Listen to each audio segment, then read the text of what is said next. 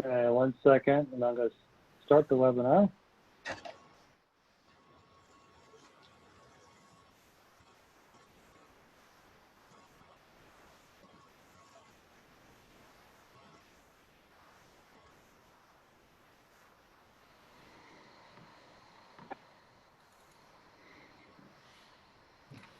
Okay, you're all set. You're live and you're on YouTube, and you're being recorded. Anything else to warn us about? All right, thanks, Lyle. Just calling to order the October 7th meeting of the Recreation and Parks Commission at 8 o'clock.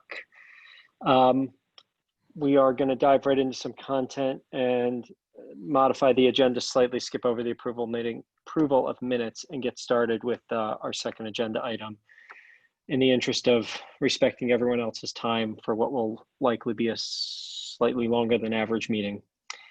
John, we're just trying to make sure you go out with a bang. Thanks, appreciate it. Yeah, no problem. Nothing like a filibuster on your last meeting, or one of your last meetings.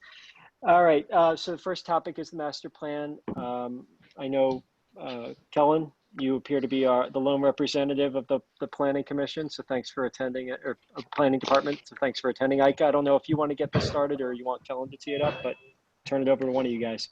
There we go.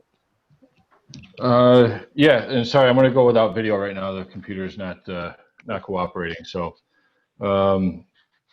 yeah, no, as I've mentioned in past meetings, we've been working closely with Kellen and Sabrina. Kellen doing a bulk of the heavy lifting for us, which is much appreciated. They put together the packet for us for tonight. And Kellen, I'll let you kind of dive into some of the details of it and where we're at, and just so I don't lose anything in translation. Yeah, sure. So I sent you the most updated scope of work, which lists the responsible parties and kind of plan, tasks, chapters. So that's laid out for you all. And I also sent you a couple of quotes that we received, or actually one quote that we received for a trail counter. Did you share the quote? Sorry, Kellen, did you share the quotes with the board? We do. Yes, they have all the information. Okay, good. Okay.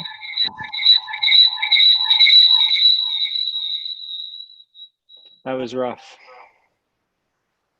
If a suggestion for better, so you don't get the echo, is if you're not speaking, to mute yourself. It'll cut down on the noise. Yeah, Ike was also having some audio issues earlier, so that might be an extension of that. So we do have the quotes. Thanks for checking, Sabrina. Kellen, maybe if I could just pause you though for a minute, because absolutely. I think it's worth noting for the commission that, and I'll do my best to contextualize this, but you or Ike or Sabrina can kind of keep me honest that the new development that the commission sort of hasn't been a part of the conversation other than Ike's email is an acknowledgement that you guys have recommended we approach Pace University, specifically this department that has helped in the past with our comprehensive plan as a town, something that we had sort of kicked the tires on last year, but struggled to identify the right approach in terms of a third party who could lead us through this process in some way, shape, or form, realizing that the kind of professional firms that get themselves involved in this tend to be very expensive, full service in nature, and likely actually bidding on scope that we don't frankly need. So this seems to be a new kind of opportunity that's arisen, and that's new to the commission other than Ike's email. So maybe just spend a moment there, Kellen, about the background of the work that they've done and what led you guys to recommend that we work with them for this project. Yeah, I think Sabrina has done a lot of work with them, much more so than myself. So I think that she would speak best to this. Actually. Yeah. So one of the things that we just had gone through, in 2014, we worked with Pace Land Use Law Center to help us through the outreach regarding the town's comprehensive plan. They then came back and worked with us and another consultant to help us put together the draft, but Pace's primary role in the comprehensive planning for the town was to do the outreach, was to really work with the steering committee that we had facilitated and set up for the comprehensive plan, but really focus on outreaching to the community. They excel in mediation and facilitation skills, and combined with both my expertise, Kellen's expertise, and the expertise of Christine and Ike, we felt that they were the best entity to work through your steering committee to kind of create the goals and objectives for your master plan. So, you know, and given the fact that they had experience with our comprehensive plan, and you know, the master plan for Parks and Recreation really is a next level of the comprehensive plan. So having that background knowledge of comprehensive plan and our community to bring it down to the Parks and Recreation plan, they are the perfect entity to facilitate your group. You know, we kind of bulleted in the scope of work, and Kellen can go into more detail about that, the outreach that needs to occur in relation to your goals and objectives, and once you formulate what it is you want to achieve in your arena of Parks and Recreation. But they are really, they're very well known for working with local municipalities and kind of working with steering committees, getting them to the heart of issues in the municipality. So I highly recommend them. I think they're a perfect fit because, you know, as Ike alluded to, Kellen has done a lot of heavy lifting in regards to mapping of the existing parks and really doing write-ups on all of the resources that we have. It is our hope that we will have a good, solid background document for your steering committee when you have them selected, so that they will all have a base knowledge that PACE can then work off of to really identify what we call a SWOT analysis: strengths, weaknesses, opportunities, and threats for each of your facilities. And whether it's on a more macro level where you're dealing with kind of the parks and recreation as a whole, or parks and recreation as a whole, or you're drilling down to the individual parks. And so that's yet to be determined, and it really depends on the direction that all of you want to focus the comprehensive the Parks Master Plan on. But PACE is gearing up to help us do that, and do that in a very cost-effective manner. So I'm going to stop talking about PACE. I'm going to turn it back over to you to, you know, if you have anything else to say, Matt, and then let Kellen kind of talk about the actual scope. Yeah, no, that was extremely helpful, Sabrina, and resonates at least with me. I suspect the rest of the commission as well, because that was the limitation, was that when we looked at these third-party private sector firms, we were overbuying, in effect. What they sold us was a really kind of bundled package of goods, many of which we didn't feel like we need, or when we look back at other work products, just didn't hit the mark. So anyway, that's great. Kellen, why don't you keep going then where you were? Thank you for that. No, sure. I mean, I could bore you to death with this scope of work. So, and I'll tell you where we're at right now. I mean, it's pretty self-explanatory with the tasks that are laid out in the responsible parties. Currently, the planning department, myself and Sabrina, are working on tasks 1 and 3 to kind of do that background information that she was speaking to arm the subcommittee and you all with, in order to move forward to accomplish task number 5, which is the SWOT analysis. And then the other tasks, the user needs assessment. That's where the trail counter comes into play, delving down deep into those, informal uses where trail usage. We have no idea who uses your trails or how many people use your trails. And so this would be, for me, this is one of the things I'm most excited about, is like, how many people are using these trails? You know, you go to Whippoorwill, and I get it, there's a lot of cover, but there's no understory. How many people are walking there every day, you know, especially now that they can't go inside, you know? And then parks management, of course, we're going to work with the parks department to nail that down, and your budget is in there and your structure. And task 4 is that parks and open space and facility usage, which is the informal and formal uses. Task 6 is that user needs assessment, which is also broken down into, we have a survey in here as well through MetroQuest. And I'm waiting on a quote from them, which they are a survey. They specifically focus on surveys geared towards planning. And it's a small company actually, but they're very widely used, anywhere from, cities with 1 million to 2 million people all the way down to towns. And so once I get that information, I'll pass it along to Ike, and then he can share that with you. Kellen, I'd just like to add, when it comes to outreach, user needs assessments, we need to be a little more creative than we've been in the past. In the past, we've been able to hold meetings, bring people together, go to, the park in the afternoon, talk to people.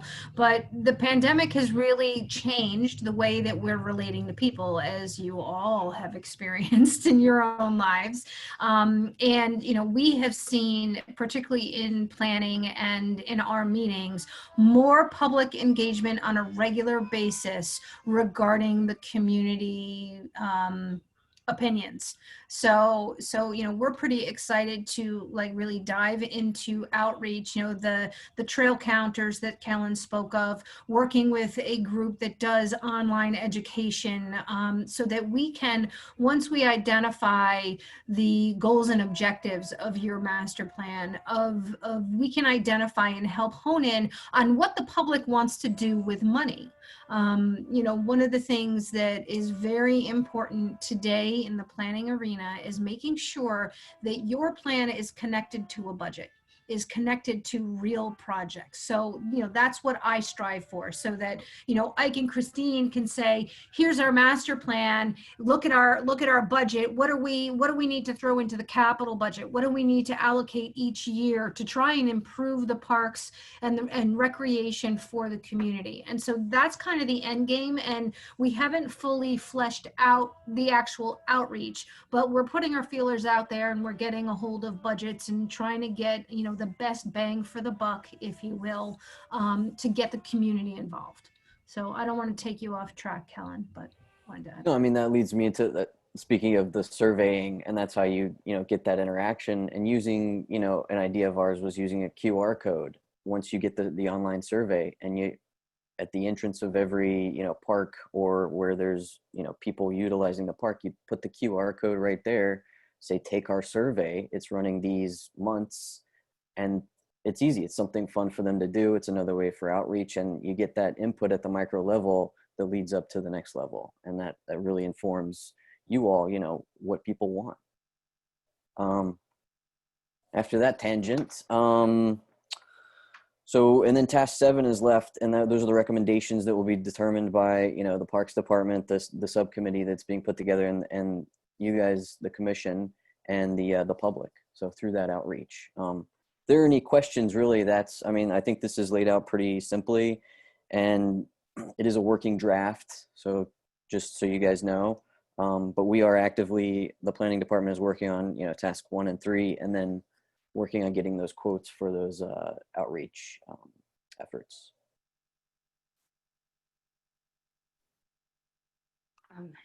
Does the commission have anybody, you guys have any questions or anything so far with what you've heard? I just have one, which is just to validate the financials of what we've talked about so far. The PACE quote was very straightforward. I mean, the 3 months might be subject to debate whether that'll be enough time.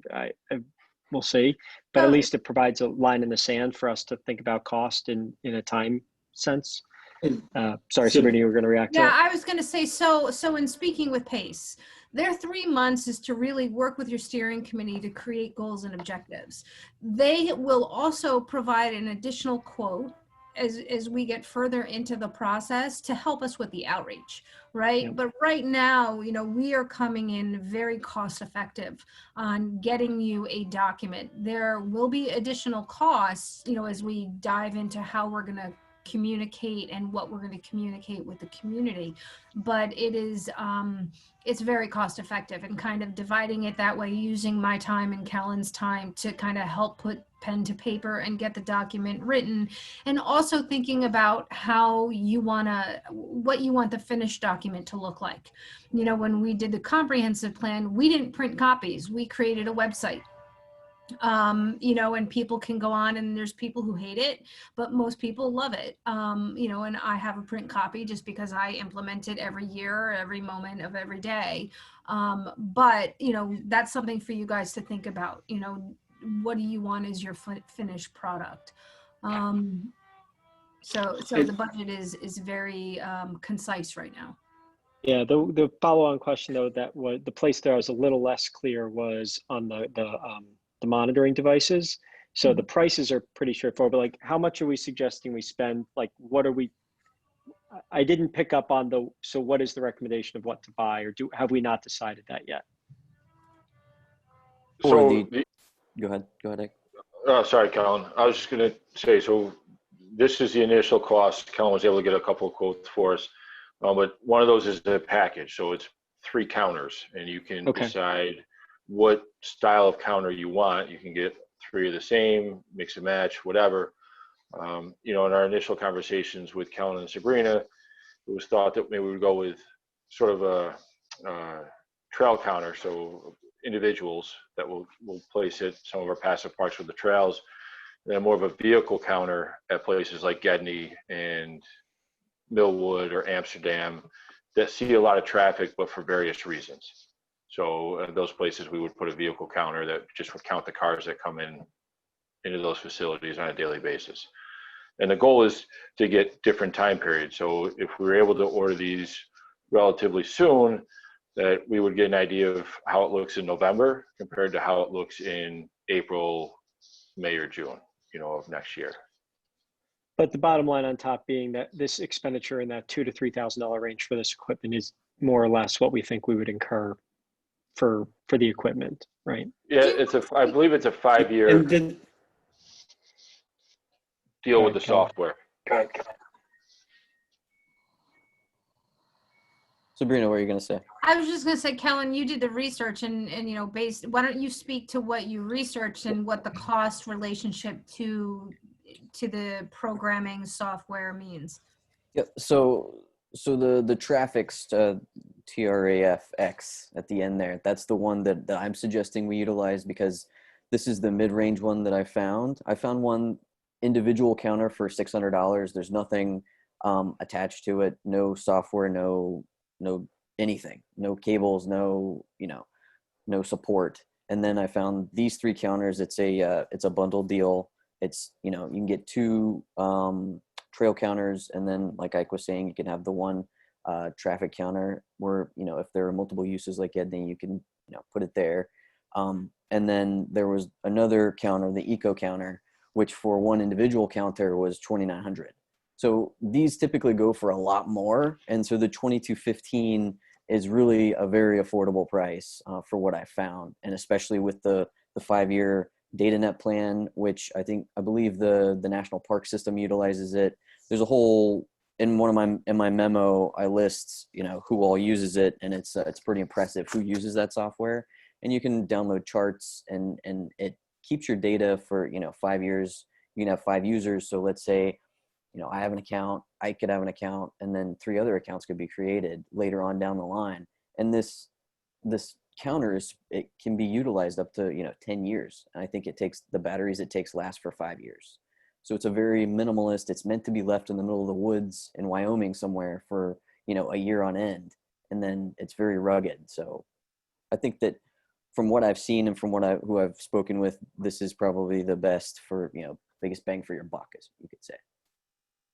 And so Thanks, when it comes to counting and kind of understanding who uses the park, I mean, I said what we're going to look at in November is probably going to be different than when we hit June, July, August.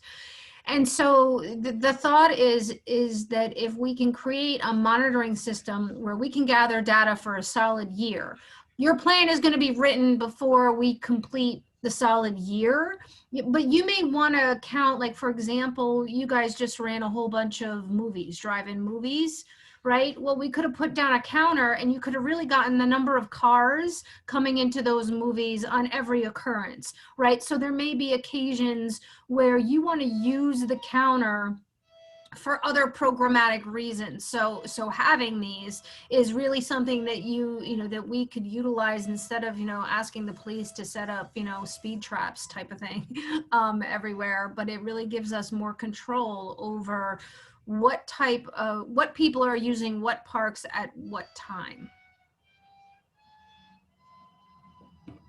The counter, though, is going to just tell us numbers. It's not going to tell us, what people are using what portion of the park. So you're going to have 10 cars going in on Thursday morning, but you don't know if they're going to the playground or they're going to the backfields or they're going to the upper field. So we're going to need some further Yes. information gathering. Absolutely. Well, This and is a that's- baseline. Yeah, but that is where creating a survey, that you can post at the trailhead or at the playground, where somebody can scan their phone and say, why are you here today? Are you in the playground at Gedney? Are you on the trails at Gedney? Or are you on a field, playing sports? So we can tandem the counters with live action survey material that's then feeding into a computer program and creating charts and graphs and whatnot that we can utilize to help verify budget expenditures. So that's the overall intent. Whether or not we'll get there, yet to be determined, but that's our goal. Right. Okay. Well, I mean, we have nothing right now, right? So to the points that were made, if we gather 50% of what we'd aspire to, that's still a lot more data on which to make decisions than we're using right now. Yeah. Sabrina, do you have an example you can share of what PACE has done with other town parks for master plans? I don't think that they've done a park master plan. They've done more community plans. They've done affordable housing plans. I can give you a list of communities that they've worked with to facilitate groups to get to an end, goals and objectives. So, but this would, of those master plans, this would be the first time they're I think so. focusing on. I don't know for certain, but I believe it would be the first time that is solely parks, as part of the But comprehensive. was parks part of the comprehensive plans? Yes, and Yes. every municipality, parks and recreation plays a component of a comprehensive plan. So, Thank but you. I can forward you, I'll ask Pace for a bio so you can see where they've been and what they've done. Thank you. Sure. Any other topics or questions for Sabrina or Kellen on this one? Matt, can I just let you guys know we sent out the Google Forms we did another constant contact, and we now have 16 people interested in the subcommittee. Just want to let you guys know we did a push yesterday and we're up to 16 or 17 as of right now. That's a lot of people. Yeah, Fantastic. it was great. Yeah. It's nice. Just to be clear, Sabrina, we have no intention of, we will down select to make sure we get a cross section of the community. Did my fear, did you see the fear in my face? I have plenty of experience managing committees and have no intention of a committee of 16 people existing. Thank you. Ever. Thank you. But yeah, that Go up from one person committee. those are the most effective committees. I do think Christine, I could share that with me offline just earlier today, and the thought it prompted with me, and maybe this is a good time to talk about this. If there are no other questions for Sabrina and Kellen, we can actually offer you guys to drop, because I think this is a little bit of just a shift into the commission's business. But thank you guys for joining. Sure. Well, thanks for asking us to come. We're happy to come back and tell you how things are going. We'll forward more information as we produce it. And, thank you. If you have any other questions, feel free to email me. Yeah. Thank Thanks, you. Colin. Thank you guys. Good Thanks, night. Sabrina. Bye-bye. So before we bring on Lacrosse, do you want to just finish up the conversation about the subcommittee? Does that make sense to you to do now? Yeah, we might as well sneak it in.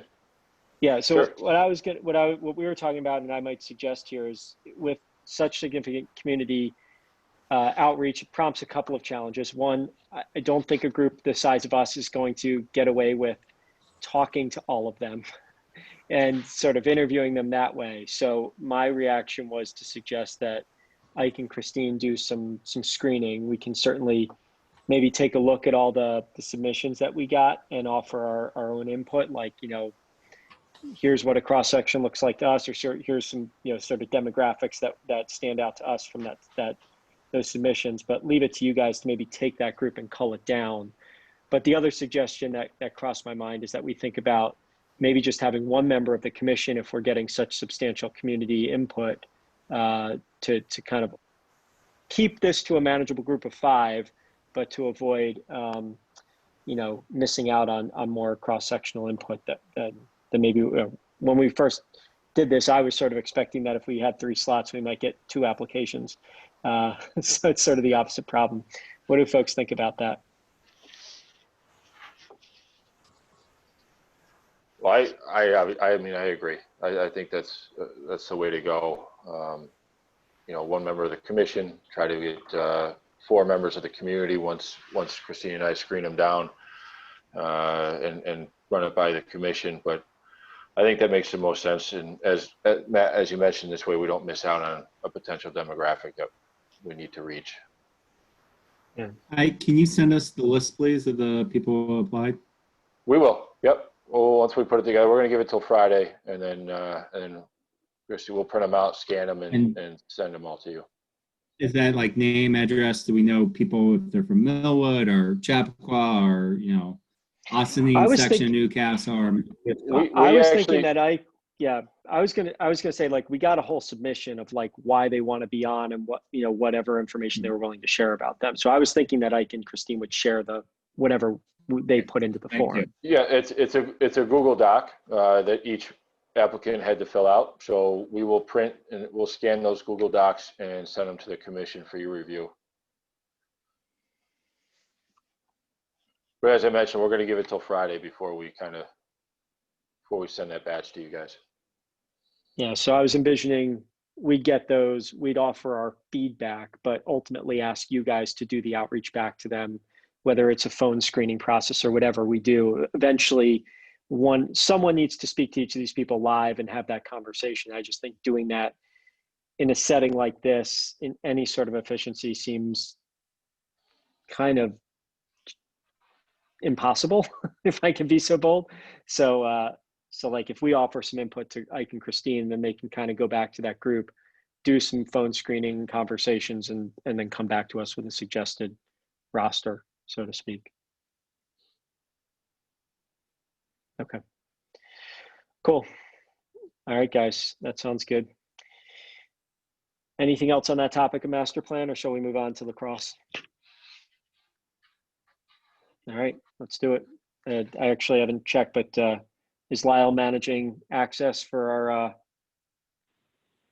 I am. So does that mean you need to let him in as I guess you can't let him in as a panelist, but we just make him a speaker? We can allow them to talk anytime we like. They just need to raise their hands. We only have 2 people attending right now from the outside. Is one of them hopefully is Stu? Yeah, and he just raised his hand. Okay, so if we can let Stu in at this point, and we'll talk to him and see how lacrosse is going. I think you. There he is. Hey, how are you guys? Hey, Stu, how you doing? Good. Can you see me or just hear me? You can see your profile. We see your high school photo. You're not letting me show video. You just see my profile picture, my handsome profile picture. Just so you Yes. know, I'm wearing the same shirt as Glick. So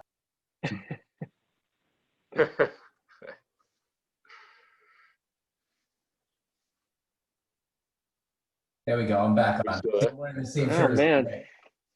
So, Where do we get our hands on such a nice? You have to participate in a really good fundraiser that we did 2 weeks ago or so. It was a great event for the Casey Town Foundation.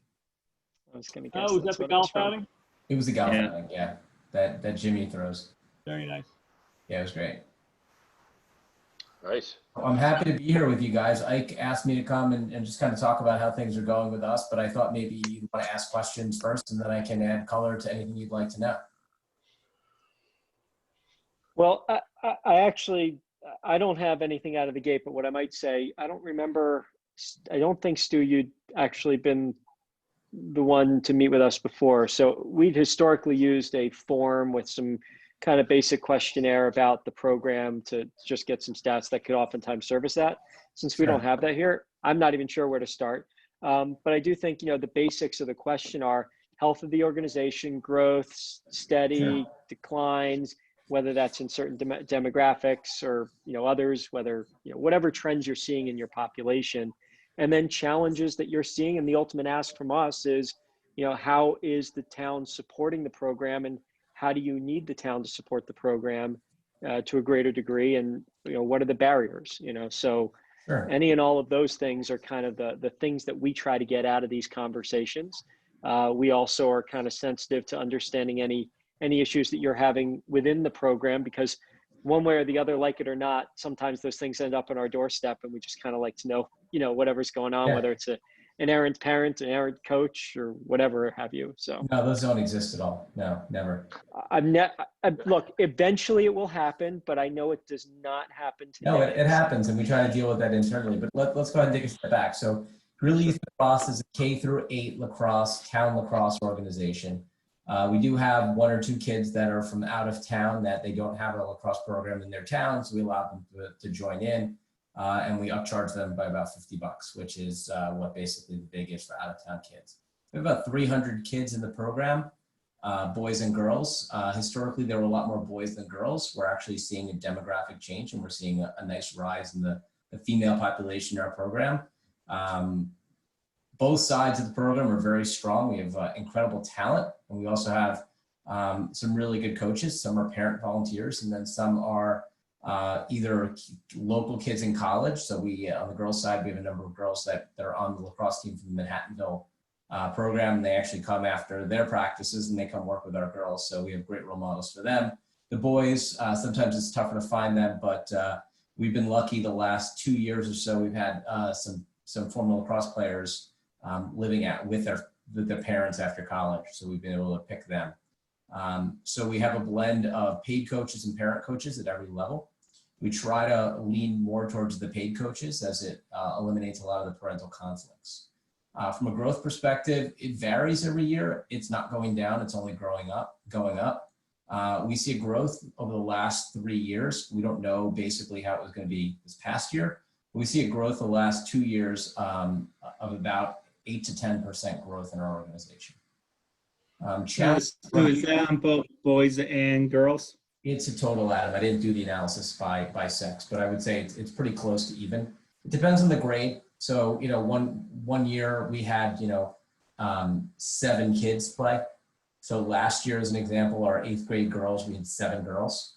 I think 7 or 8 girls, and on the 7th grade team was 12. So we had, more there. This year, as in Rachel's grade, we have, I think 11 or 12 8th grade girls that are playing, and we have 20 that are 7th grade girls. So what we do is we combine the grades. So we do kindergarten standalone, 1st and 2nd are together, 3rd and 4th are together, 5th and 6th are together, 7th and 8th are together. And what we do is we find that the older kids are able to mentor the younger kids, and bring them together. Actually brings a lot of synergy when they go through modified in high school. So we do a combined age, and we do break them off in some cases. If there's enough for 2 teams, we'll break them off in an A and B situation. And those A and B situations are always mixed grades. We never have a full, 6th grade is all A and 5th grade is B. We have enough talent in this town that mixes. We feel that provides opportunities for everyone to play lacrosse. Our model and our mentality is we will find a place for any child that wants to play lacrosse. We've had kids with special needs in past years. We find a place for them to play lacrosse. We are an all-inclusive lacrosse program. We do not discriminate. When you get to 7th and 8th grade, we make sure that if you're not, if we have a size issue where we can't make 2 teams, or it's just an odd number of kids, we try to have a roster of 21 and we get 27, we make sure that they're going to have a modified program so that they'll be always able to play lacrosse in this town. This year, it may not be the case, so we're expecting to carry heavier rosters on the 7th program. We don't expect a modified program this year based on COVID. We'll be surprised if they have it, but I don't expect one. From a perspective, go ahead, Matt, sorry. I was just going to ask, talk time of year. When do you guys operate? We are a spring sport. on paper. Only. Well, on paper.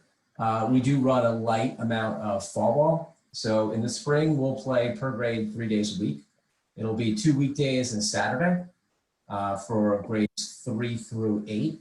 So we'll have 3 practices total, or 3 events during the week. We could have 2 games. We may have 1 practice. It varies depending on how long we are into the season. So we do 3 days a week in the spring per team. And then what we'll do is in the fall, we try to just get out there when we can. Last year, we were able to run 1 day a week per team, which was great because we had access to school fields. We run predominantly on school fields. We don't have lacrosse fields in the town. All the fields we use are granted to us by SEMO and Gateway. So we are at their mercy for fields. And this fall, we weren't able to do a fall program, but Ike was really our savior. He came in when I asked him, I said, Ike, I need a favor. We need some field for something. And we were able to now run once a week on Saturdays, a really good program for 5th and 6th grade girls and the 7th and 8th grade girls. The 5th and 6th grade boys and the 7th and 8th grade boys, which really are the crux of the program. They're old enough to practice, be focused, and really kind of be determined at it. We didn't have enough field time. We didn't have the coaches to be able to sponsor it. But with the girls program, we were able to get a field time at rec field. We bring our own goals. So I love 2 goals in my car, a bunch of cones, make a couple trips down with a bunch of balls, and we're on the field from 10 o'clock to 11:15 with the 5th, 6th grade girls. And then the 7th, 8th grade girls are there from 11:30 till about 1:15. And it's been incredibly successful thanks to Ike. Thanks, Stu. The biggest challenge is that we use school fields. And we are not allowed to in the fall. And I assume we'll be able to in the spring just because CYSC and ASO are now going to be able to do their program on school fields. So I assume that we will be able to. But because we are technically a spring sport, they did not give us access to anything. Neither can baseball. Baseball can't use school fields either. Not even grassland or anything. How have you found working with the school board in the kind of last year or two? Has it changed at all? Obviously, our relationship has changed. Yeah, it's gotten, it was the first year or two was rough, as everybody probably knows. But I think we're in a decent place. You know, part of it is the change of administration and people didn't really understand the rules of engagement and how to do things, and their systems were not good. And they didn't have the right level of staff to be able to satisfy anybody's requirements. They've added 2 people on Jason Semo's staff. One is dedicated to helping us schedule using their horrible system called School Dude. So we are, you know, we use that. I have 1 person I go to that enables us to get it. And most of the time it goes okay. But I'm also, as Adam will tell you, is I'm incredibly anal retentive about planning. So I make sure that I get the request in 4 or 5 days in advance of what I need. If we're having, you know, a game at night, we need the lights turned on. And then I follow up the day before and I make sure I get the confirmation email, because with those guys, you do have to follow up quite a bit. You can't just, you know, assume it's going to happen. But overall, it's, you know, your question about parents and coaches and going awry, we're always going to have a parent that complains about playing time. And we try to be very transparent on our website what our playing time is. And regardless of that, we try to make sure our kid hits the field. But if we do have situations where we're playing a very competitive game and we have a kid who is not at the level, but we have him on the team, we try to be transparent. It doesn't always work that way, but we try to make it up for them at another game. But we always get parent issues. Every organization does. We try to manage it through it. Nothing's ever really blown up to be anything significant. But every year we have 1 or 2 situations where parents are complaining about field time for their kid because they truly believe their kid is going to get a D1 scholarship. You mean they don't all get D1 scholarships? Apparently not. You know, we're just realizing Shocking. What kind of hack are you running? Sorry, John, I'll work harder. Starts at the top, Stu. It starts at the top. All right, I'll work harder, guys. I promise. So, and can you send Stu, not to make Stu do some work, because we appreciate you coming and talking with us, but could you send Stu the questionnaire that we ask baseball and CYSC soccer? It'd be good to have those demographics that Stu talked about, those metrics, as we look at a master plan and field usage and how to do more. It'd be nice to know the lacrosse numbers that we don't have currently, where we have from last year baseball and soccer. Yeah, I can give you that. I have all the information in our system, so I can just do an export. Right. Give you by grade And of every kid. So to tie those couple of, go ahead and finish, Adam. Sorry. No, I think it'd be useful and important as we continue on our development of our park space. Yeah, what I was going to say is to follow on those points and test a question with you. And this is sort of like the, asking my 5-year-old if he wants dessert. But like when it comes to space and your needs, is there an additional incremental need? But let me be really clear about what I mean by that. 'Cause like I said, I think every sports program I've ever met would take more space if they could get it. The reason I'll actually say if we get the school fields assigned to us, I already did our spring schedule. If we get the school field assigned to us, and I get access to that new Bell field, which is what I'm supposed to get, I have enough space. Yeah. Okay. Good. I don't think we need a town lacrosse field. What I like if we had, soccer fields that had lacrosse goals on it when we needed to, and it would be great if you bought lacrosse goals for the town that we could drop onto a field if, we're in a situation where we don't have a field. But I think that from the school perspective, if we're able to use school fields, man, I don't think we need anything more. Maybe it would be great if I didn't have to lug 2 portable goals in my car and bring them to the rec field. But like, even if they're rec field, I have to bring them from one side of the field over. They're just as heavy. So I think we're good. And if you're going to make investments, I don't think you need to make it in lacrosse. I think we have what we need from getting from school. There's a first for everything, Stu. Thank you. Sorry, man. Sorry to disappoint you on your answer. But I honestly do. I went through my schedule the other day, and that Bell field is going to be a big win for us. It would have been better if they had lights. But you shouldn't convert a baseball field and use the outfield for a lacrosse field. I would rather you guys spend more effort on creating a flag football field, which I don't have kids that play flag. But the rise in number of kids that are playing flag football and love it, I think it's the greatest thing that has ever happened.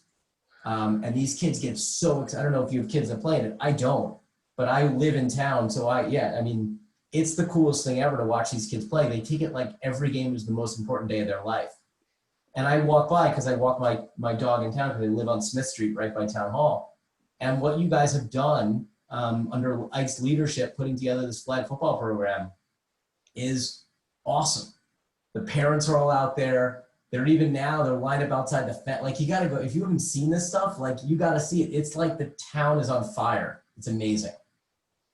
So you guys invested in a town flag football field, and I think you get a huge bang for the buck and put lights on that and do that than anything else. Yeah, that program's exploded, especially even this year. We took almost 200 kids this year into that program. So it's doing quite well, and they seem to enjoy it. Other questions for Stu?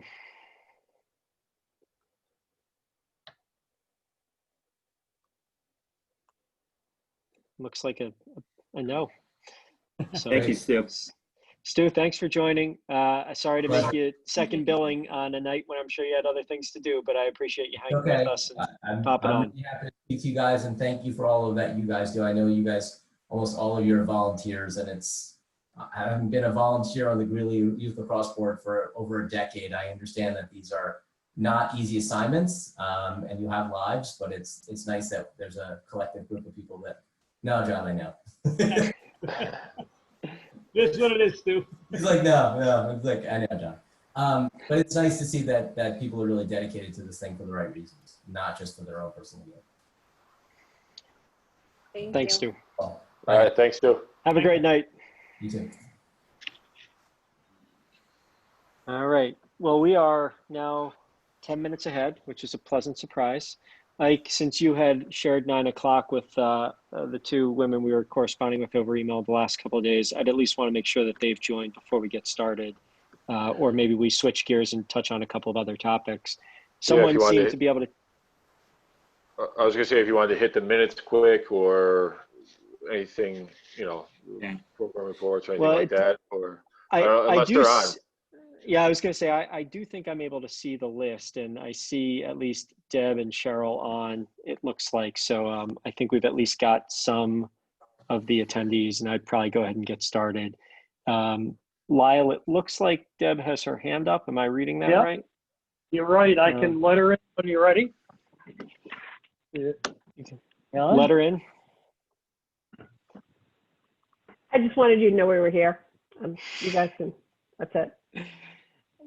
Take nothing for granted. Thanks for confirming. Thank you. We ham and egged our way through the technology, but Lyle's here to save us. So thank you, Deb.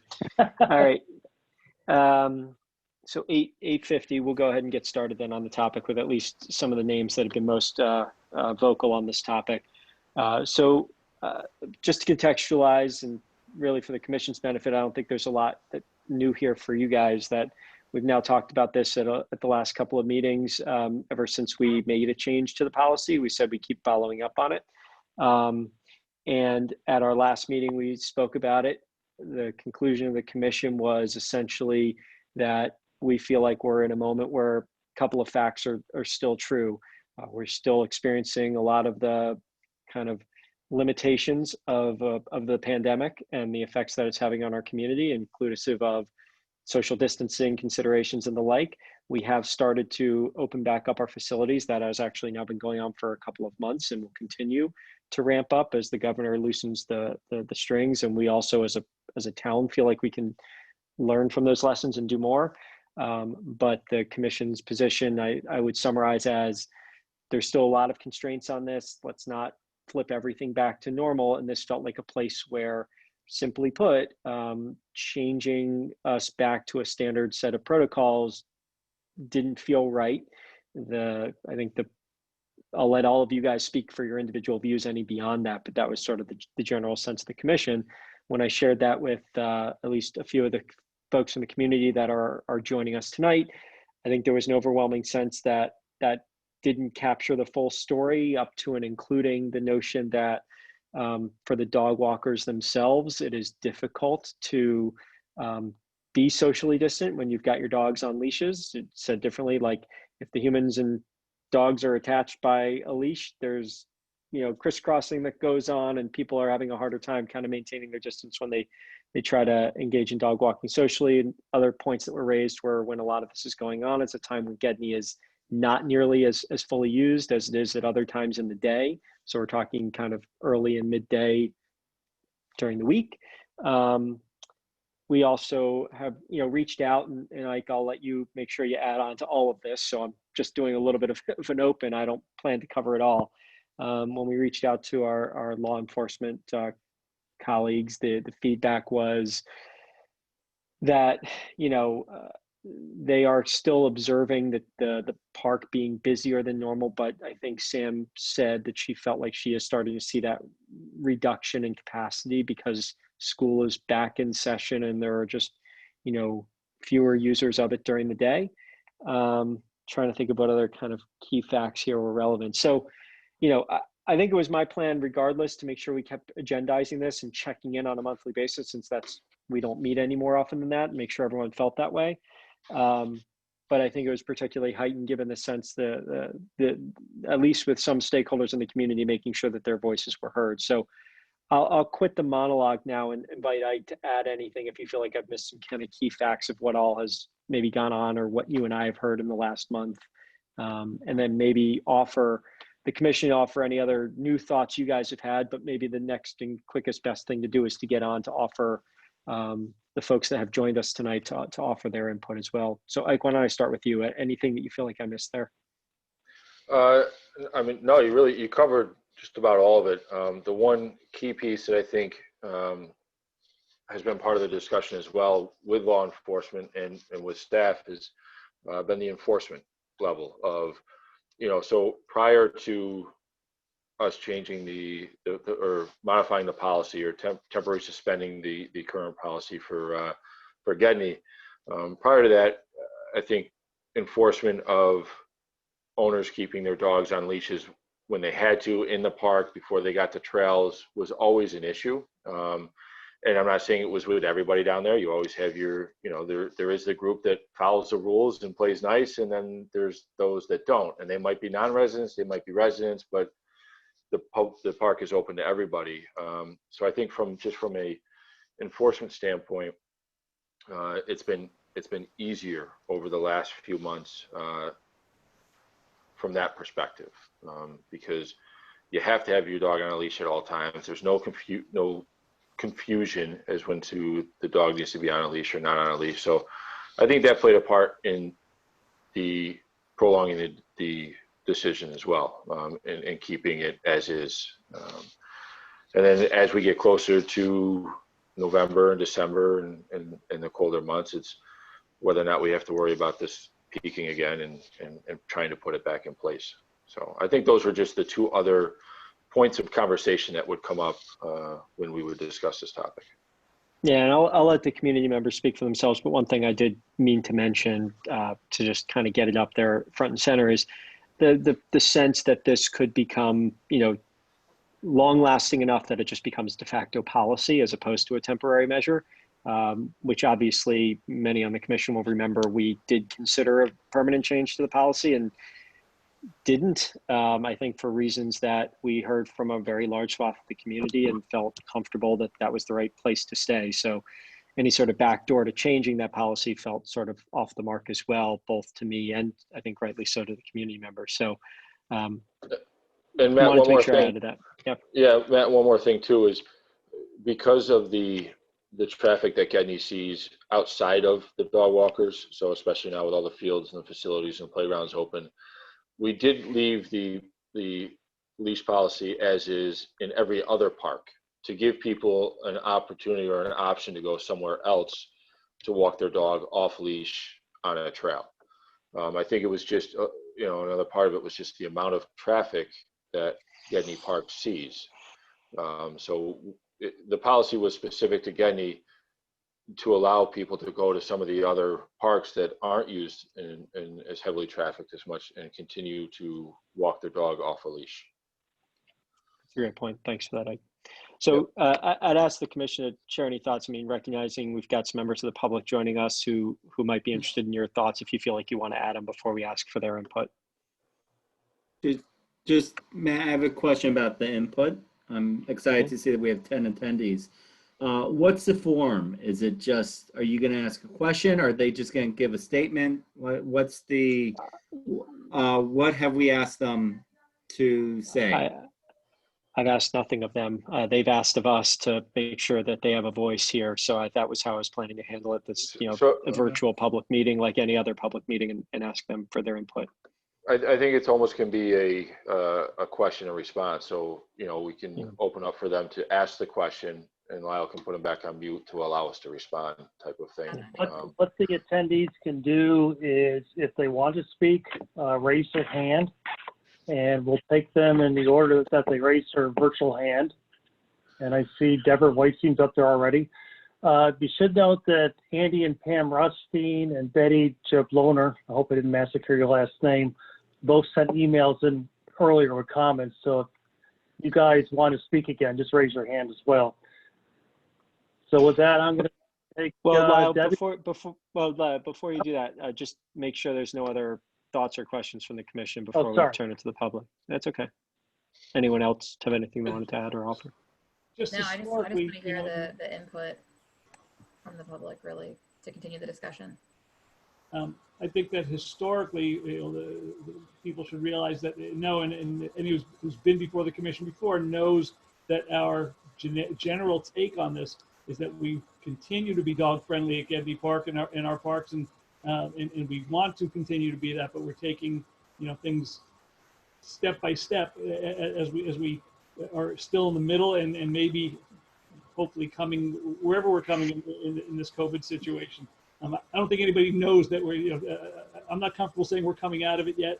We're seeing spike ups here and there all over the place. And even the early predictions were as the weather turns cooler, which is a breeding ground for the flu viruses, we have to take it easy. But for me personally, there is no intention of anything like this ever becoming the rule, the permanent rule at the park. You know, I'm a dog walker too, and I would like to get back to the old days, put it that way.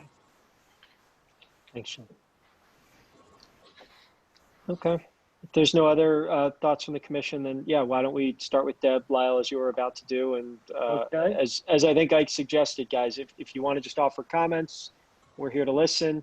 If you've got a specific question, then feel free to pose it. And whatever our time is your time. So go ahead, Lyle. Okay, Deb, you want to take you're off mute, so Yeah, I'm you're off mute. on. Can everyone hear me?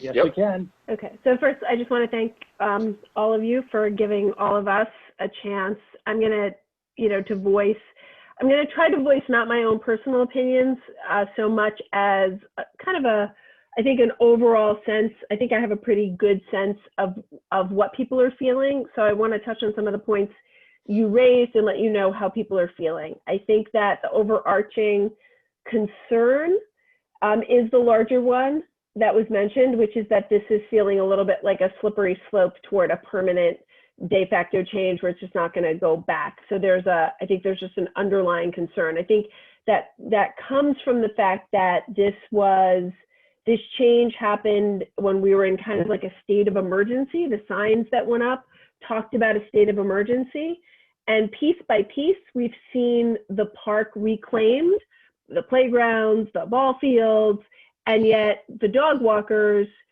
we're kind of a cohesive group. There are a lot of us and there are a lot of other people. There are public dog walkers, there are people that come up from the city, but there's a core of us that are probably 20 to 30 people. We know one another. Some people meet at specific times. Some people text and say, hey, are you heading over? I can go over at about 5. And we meet up in groups, large and small. And it's a social outlet. Our dogs all know one another. We all know one another. And so we've really been precluded from doing that. In the place that's closest, there's a reason why we all gravitated to, there are a couple of reasons, I think, why we all gravitated to Gedney as opposed to the other parks. And I appreciate the comments about the other parks being open, but there are a whole variety of reasons that I can talk about a little bit about why that doesn't really meet our needs. I think, so going back to what's going on in the park specifically, again, state of emergency went up. I think we all were bummed, but we understood. And piece by piece, we've seen the park reclaimed. The other thing we've seen is, by and large, the officers don't patrol the trails. So the only people who really know what's going on in the trails are the people who use the trails. And we can tell you that the trails really aren't being used in anywhere near the way they were being used in kind of April, May, and June when nothing else was open. And I think that's kind of the point. Other things have opened. And so the pressure, there's like been a valve released and people were hiking with their little kids, people we've never seen on the trails really, with a lot more frequency, and the trails were really heavily used, and not having dogs running off leash. And I'm perfectly willing to admit my dog's not 100% recall. I wish he was, but he's not. And so, I get it. There were a lot of people on the trails. They haven't been there, and they haven't been there, I think, for longer than even the return to some normalcy in the other areas of the park, even before the playgrounds came back online. So I think the dog owners who use Gedney, the core of us, really feel disproportionately negatively impacted by the restriction remaining in place. Some of the reasons about Gedney, those of us who were on and others of us who were not able to be on, but who communicated with me and with Cheryl privately beforehand, there's an issue about which side of town you live on. And that issue is magnified in the earlier and later part of the day, particularly midweek, because of traffic. And traffic is actually worse in town right now because more people are driving their kids to school. If I leave my house, I live near Roaring Brook School, just up from the sawmill on Roaring Brook Road, and I try to get to Gedney on a school morning, it's like, it just depends which bus you get behind, how long it takes you. And that's one thing when you're staying on the same side of the sawmill. But if I have to go to Whippoorwill, and I've got to cross the sawmill and go across, it just doesn't work. And for people who live on the Millwood side of town and anywhere but like sort of between Millwood and Roaring Brook and who use Gedney, and there are a lot of people in our cohort, in our group, who come from that side of town or from sort of the Seven Bridges, Hardscrabble area, there's a reason why we gravitate to Gedney. And so in the morning when most of us work, not all of us, but most of us have full-time jobs. And so if we're getting down there for a quick hike in the morning, you can't lose 20 minutes or 30 minutes in the car trying to get, circumnavigating Chappaqua to get to some of the other parks. So again, I think during the pandemic, everybody was working from home. I'm still working from home, but not everybody is anymore. And I think it's just harder to get around now, even harder now than it would be with buses, because the buses are out there, but there are also a lot more people in their cars because a lot of people are driving their kids as opposed to letting them take the bus because of social distancing. So there's that. Somebody touched on the issue of the lack of safety. I don't know if any of you have ever tried to walk in a group with a bunch of dogs on leashes. It's treacherous.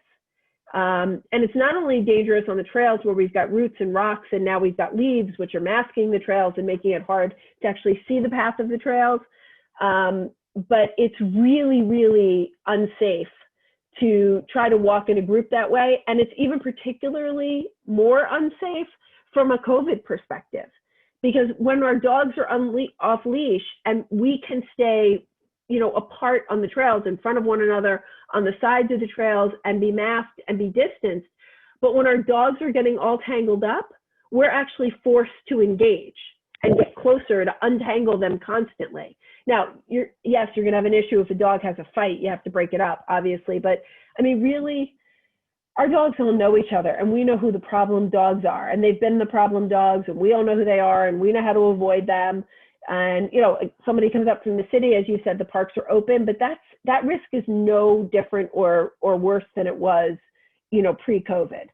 And so we're all walking around trying to figure out how to meet up and how to socialize like we used to, watching the entire rest of the park. And I get your point about dogs off leash in the parking lot. I will put my hand up and tell you I've been guilty of it. My dog has also run all the way across Route 133. I mean, they're dogs, it happens. But mostly we're a pretty responsible group. And if your officers are patrolling the road and the parking lots, they're not really on the trails now anyway. So the trails are empty. So we're all going up there, but we can't really enjoy it and use it the way we're meant to while everybody else is using the park in all the other ways, which actually makes the rest of the park really unsafe for us and our dogs, because people are flying down that road. Me and Cheryl and Lainey and Erwin, we scream all day, every day at people flying up and down that road. You guys should be somebody should be worried about that, because someone's going to get killed. Maybe an off-leash dog is going to get hurt, but somebody's going to get killed. A kid's going to get killed. So it's been going on now for so many months, and it's a real impact for those of us who live on this side of town, who use the park sometimes 2 or more times a day. So yes, enforcement, we understand, but go back to enforcing the areas where the game warden and the officers, we see them, have them enforce the parking lot. I think we're all in favor of that, and we all understand that we need to be 100% compliant with that.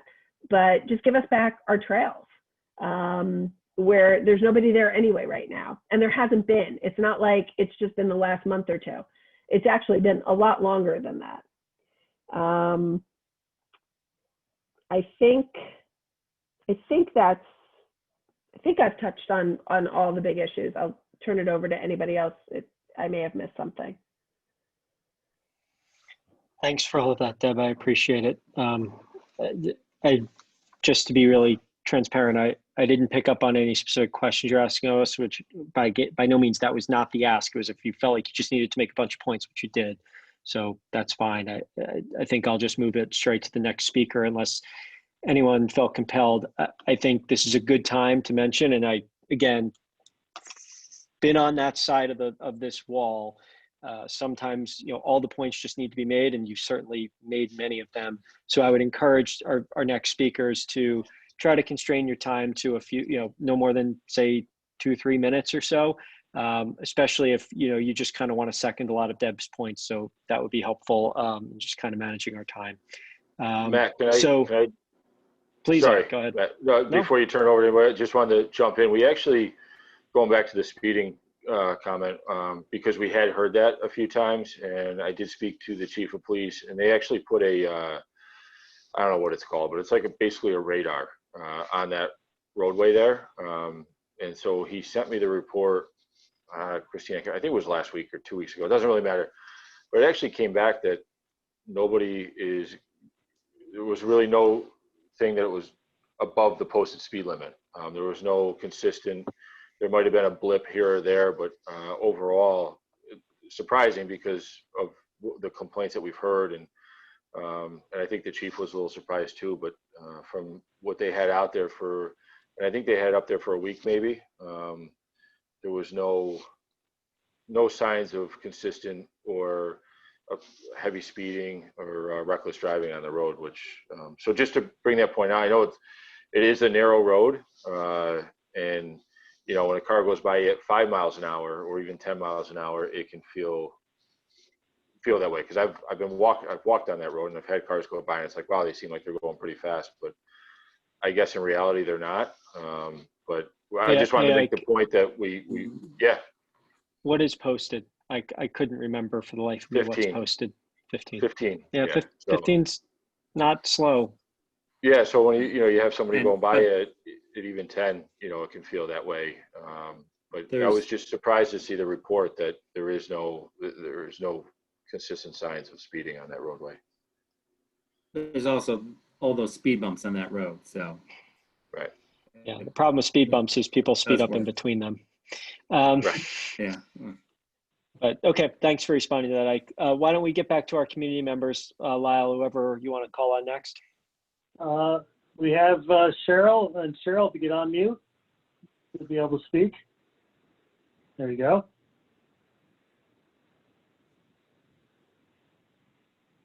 Hey, Cheryl. We're not getting your audio if you are speaking. She's not muted by the app, right, Lyle? I don't see the muted microphone. Activity problem at her, it looks like. I'm going to just take her off for now and go to Betty next. Yeah, Cheryl, maybe just try kind of rejoining, maybe opening up the link again or something like that. Betty, can you hear us? Yes, I can. Can you hear me? You're good, Betty. Great. Well, first off, on the speed of the cars, I mean, this was not why I wanted to talk, but just a point. I'd be interested to see if that report that you looked at was before or after the sport started, because that's when the heavier traffic is, and before the sport started is just kind of like the stray car going back there to walk their dog back there, as opposed to all of the teams going back, all the parents going back and forth, and the kids, the teenagers, whatever. So I'd just be interested to see what metric you're using on that. Yes, it was. Sorry, but it was actually just recently done within the last month. So while the youth sports and stuff were going on, that's when the study was done. Okay, then maybe 15 is a little too fast on that road. It just feels bad. So what I wanted to say about the dogs were related to the sports is I understand, the leash and the abundance of caution, and, we're in a bad situation here with this pandemic, this and that. But if you wanted to do an abundance of caution, then close the park down completely. So to Deb's point, we're being a little bit singled out here when the playground's open, when there are teams practicing, kids are running around, and I'm all for that. I think everything outdoors is kind of, okay as far as this pandemic goes. That's my personal opinion. But, to say somehow that dogs are not good on a trail that maybe you pass one or two people when I go hiking, I'll meet my friends or not, and maybe I'll pass two people that I didn't plan on meeting.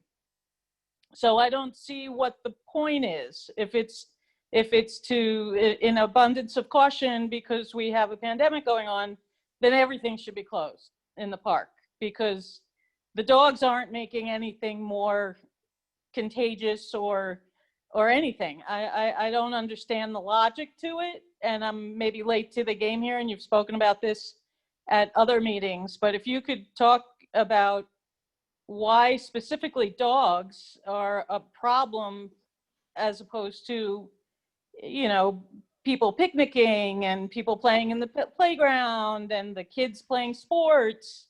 Why is it the dogs? So I'll respond to the question and invite others if they feel like I missed the mark in my response. So I'll do my best to speak for everyone, realizing that it's difficult. How do I go I back? think Lyle can mute you. Thank you. Yeah, no problem. But Betty, before you go, that you want us to just respond to that question then. Okay, thanks. So I would characterize it as a couple of fold points that all come back to trying to control to some degree the volume of activity in the parks. And this comes back, I think, especially to Ike's comment as well, that the decision was. John, were you trying to say something? Oh, okay. Speaking to someone, I got it. We did, as a community, leave open the other parks to unleash dog walking, which doesn't, to just respond to something Deb said, which I didn't think to react to at the time, doesn't just include parks on the other side of the sawmill. It includes places like Warburg and Sunny Ridge Preserve and other places that are on the westerly side of the sawmill as well. And frankly, actually probably avoiding a lot of the school traffic going in that direction. But, sort of beyond that point, it was about controlling what we saw was an dramatically escalating use of our parks at the time that we imposed this, which, again, to draw it back to something Deb said, is rightful to say, if the volume of activity is dramatically lower than it was in the spring, I do think that alters the case. There's still, at least I would say, a perception on our part that is still heightened, and recognizing that when it comes to the overall dynamics of social distancing in any sort of public environment, whether it's outdoors, whether it's on a trail, wherever it is, the less control we have over the people and animals that are on our trails, the harder it is for people to feel that they can comfortably stay apart from each other. Just thinking about that human-to-human interaction for a second on a hiking trail. When you pass someone, stepping to the side, getting off the trail so the other person passes and you don't feel too close to each other, and realizing that not everyone has that same sense of personal space concern as it relates to, but you're trying to appeal to the most concerned among us rather than the least concerned among us. So I think there's a perception on the part of the commission as well that the more we can do to create order and structure and not have a perception of personal space and boundaries being compromised. And we felt that unleashed dogs were the sort of thing that would challenge that, especially in a place like Gedney that's as populated as it is. Again, tie that back to our less populated parks like Warburg, Sunny Ridge, Whippoorwill, et cetera. I'll stop talking there and invite my colleagues, commissioners, if you got something else I didn't say that you feel like would have responded to Betty's concern or question. I think you covered it from my perspective. Thanks, sir. Has another question or comment. Let me let her back on. Go for it. There you go, Betty. Hi, thanks for the reply. I'm just wondering, do we, or do you, or whoever, the powers that be, do we limit how many kids are and parents and babysitters and whatnot are going into the playground area? Do we limit how many spectators that the baseball team can have or softball team? I mean, if we're concerned about social distancing when we're in I don't know how many acre park, and we're the ones, the dog walkers are the ones that are kind of spread apart and moving over acres, as opposed to how big is that playground area? I don't know, an eighth of an acre or something, and do we limit how many people go in there? I don't understand the logic in that. So I mean, I'll specifically respond on the athletic programs. There are rules about the number of it's one adult per kid, if I remember correctly, is the rule, right? Christine, Ike, asking you guys to validate that. Yeah, yes, for the sports, for the rec programs, and I believe the youth sports programs like Little League and soccer were operating under the same parameter. Yeah, I think it's 2 on the travel teams that go there, 2 per kid, masks on, distance from other families. Like you. What about the playgrounds? And sorry, they also don't allow benches. You have to be spread out. So there are rules for when they're not on the field of play to be safe and social distance. So a travel actually. Sorry. So a travel team comes to play baseball. There's 15 kids on the team. That's 30 adults are going to on both teams. So 60 adults, let's say, and I'm not here to argue. But there's 60 adults that are going to be standing theoretically around a baseball field, the fence, or somewhere around the fence or whatnot. And that's considered okay social distancing, but how many hikers at any given time are on the trails? At best, it does. Yeah, I understand your point, Betty. I think the counterpoint is that those people are expected to be stationary around the baseball field, and they're expected to spread themselves out. As a point of reference, maybe germane to this conversation, ASO, which is this youth soccer, the intramural youth soccer program, when using school fields, notably not the town fields, and this is a school rule. School does not allow parents and families that are there to watch their children play bring their dogs, not at all, leashed or unleashed. They're not allowed at the soccer fields at the schools. So I just think it's the ability to impose control. Taken as an extension. We aren't allowing, with our rec programs, for example, the in-house adult softball program, if you were a parent playing adult softball and your spouse wanted to come, they couldn't bring their children. It was just one person per player. So again, these are rules we're imposing. I understand that you can make those comparisons and say whether or not they're directly comparable, but the basic premise you'd asked, which is, are we imposing these kinds of constraints elsewhere? We are. They might not be perceived to be exactly equitable and comparable, but we're doing our best on that front. Well, I respect your volunteering for this, this job. It's a thankless job, I'm sure, but I respectfully disagree with your points. The new catchphrase is social distancing, and I don't think that you can really compare a concentration of adults and children in around one specific event, a baseball team, a soccer game, a swing set, versus people walking, hundreds of yards, miles, maybe even in some of these, trails. I don't see the comparison. So we're just gonna, disagree on that. And I think that, I feel more socially distanced hiking and maybe passing somebody with a dog on the trail, maybe passing 2 people than 50 people at the swing set, or however many people. Those swings are 6 feet apart. By definition, you're not going to be socially distanced, but hiking you are. I think that's my opinion. So thank you for letting me speak. And I think I would hope that if I don't see you guys changing your mind right now, I haven't heard any kind of capitulation at all to any of our, concerns. So I think that you're not going to change your mind now. I'm hoping that maybe when the gate goes up and the cars can't go back, and maybe when nobody else wants to go to the park, when there's 2 feet of snow, I can take my dog and we can run around. That's what it's sounding like. So thank you. Thanks, Betty. All right. Lyle, do you want to, I think I saw Cheryl's back with her hand up again. Do we want to turn this time? Can't get Cheryl? Can you hear me? Yes, we You're can. good, Cheryl. Yep, I can hear you. Hi, everybody. I actually don't even have that much more to add because I think Deborah and Betty basically expressed the concerns of all of us.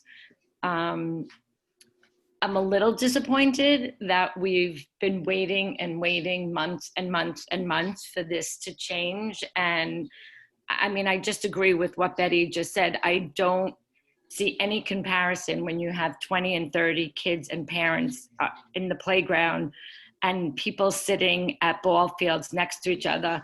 It makes walking a dog off leash in the fields absolutely nothing compared to all these other things. So I'm not really quite understanding all of that.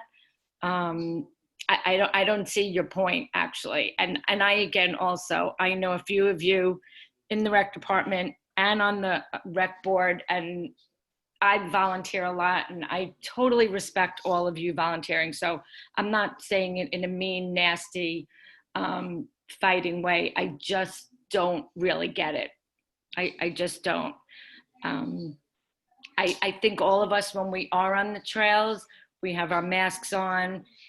Even before COVID, when my dog was off a leash, if I saw somebody coming towards me that had a child or an older person or anything, even if it was someone with another dog that I didn't know, I would always say, are you okay with the dog off the leash, or would you like me to put her on? I mean, we're always very respectful of everybody there. And I'm finding it almost discriminatory against all of us dog walkers. And I hate to feel that way because I'm a big part of this town, my family is, and it's just making me really sad. That's all. Thank you. Thanks, for letting Cheryl. me speak. Thank you, sir. Okay.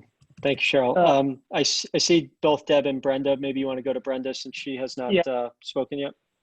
Yeah, yep. Here she comes. Can you hear me? We can hear you. Okay. Hi there. I too am not going to say too much because I also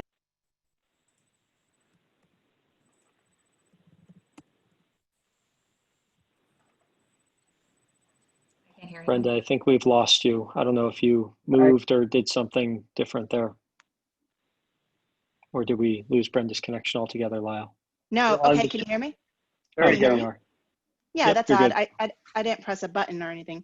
But what I was saying is, of course, again, yes, I agree with Deb, Betty, Cheryl, everything they've said. I too completely want to just say I completely disagree with the reasoning, and I also don't want to come off as being combative or argumentative, but I really do hope that the committee just truly thinks about everything we just proposed or said, because there is no comparison to the amount of people that gather for the sports activities compared to how many dog walkers are on the trail. There's absolutely no comparison, like at all. It is just not, for me, my opinion, not a valid argument at all. I mean, if there were other reasons, that's fine. But this alone, if we're comparing, there's no comparison. It's just not an argument. And I truly feel that. And again, I don't want to come off as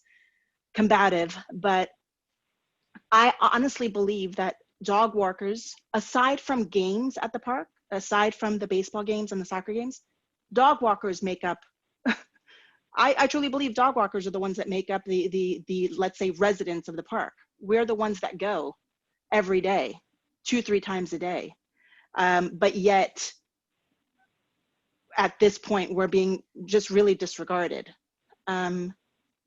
So I too am so disappointed. I actually thought this call was going to be more about let's find a solution, but it doesn't sound like this call is about let's find a solution. It sounds like it's just very mind made up. So that's really disappointing. And I guess aside from, again, reiterating that when you go on the trails, it is so easy to social distance when you see somebody coming on the trail. The very few times that you run, that you come across somebody on the trail that you either don't know or dogs don't know each other, it's so easy to step aside and get 10 feet away from the person, in addition to putting on your mask. It is so easy. So I'm just, I guess, not understanding the argument at all.